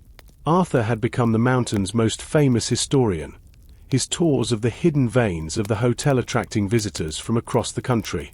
Mark looked up and waved. He had traded his security uniform for a park ranger's jacket. He didn't carry a shotgun anymore. He carried a radio and a map. He had found a new way to protect the mountain, one that didn't involve keeping secrets. And Leo? Clara asked. Doing well, Elias said. His bistro in the valley just won its second culinary award. He sends a crate of his famous sourdough up every Monday. He still refuses to come back up the mountain, though. Says he's had enough of the altitude for one lifetime. Clara reached into her pocket and felt the small, silver signet ring. It had been returned to her by the police after the trial. The microchip was gone, its data now part of a federal database. But the silver was a reminder of the night the mountain spoke. The Grand Mountain Hotel was gone, but the truth it had hidden for 10 years was now as solid as the granite beneath their feet. Sophia Sterling's warning in her diary had been right. The mountains hide nothing forever. Clara looked up at the sky, where the sun was beginning to set, painting the peaks in hues of gold and violet. The silence here was no longer heavy with whispers.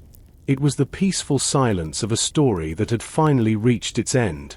She turned and walked back toward the archive, her footsteps steady on the stone. The mountain remembered everything, but for the first time in a century, it was finally at rest.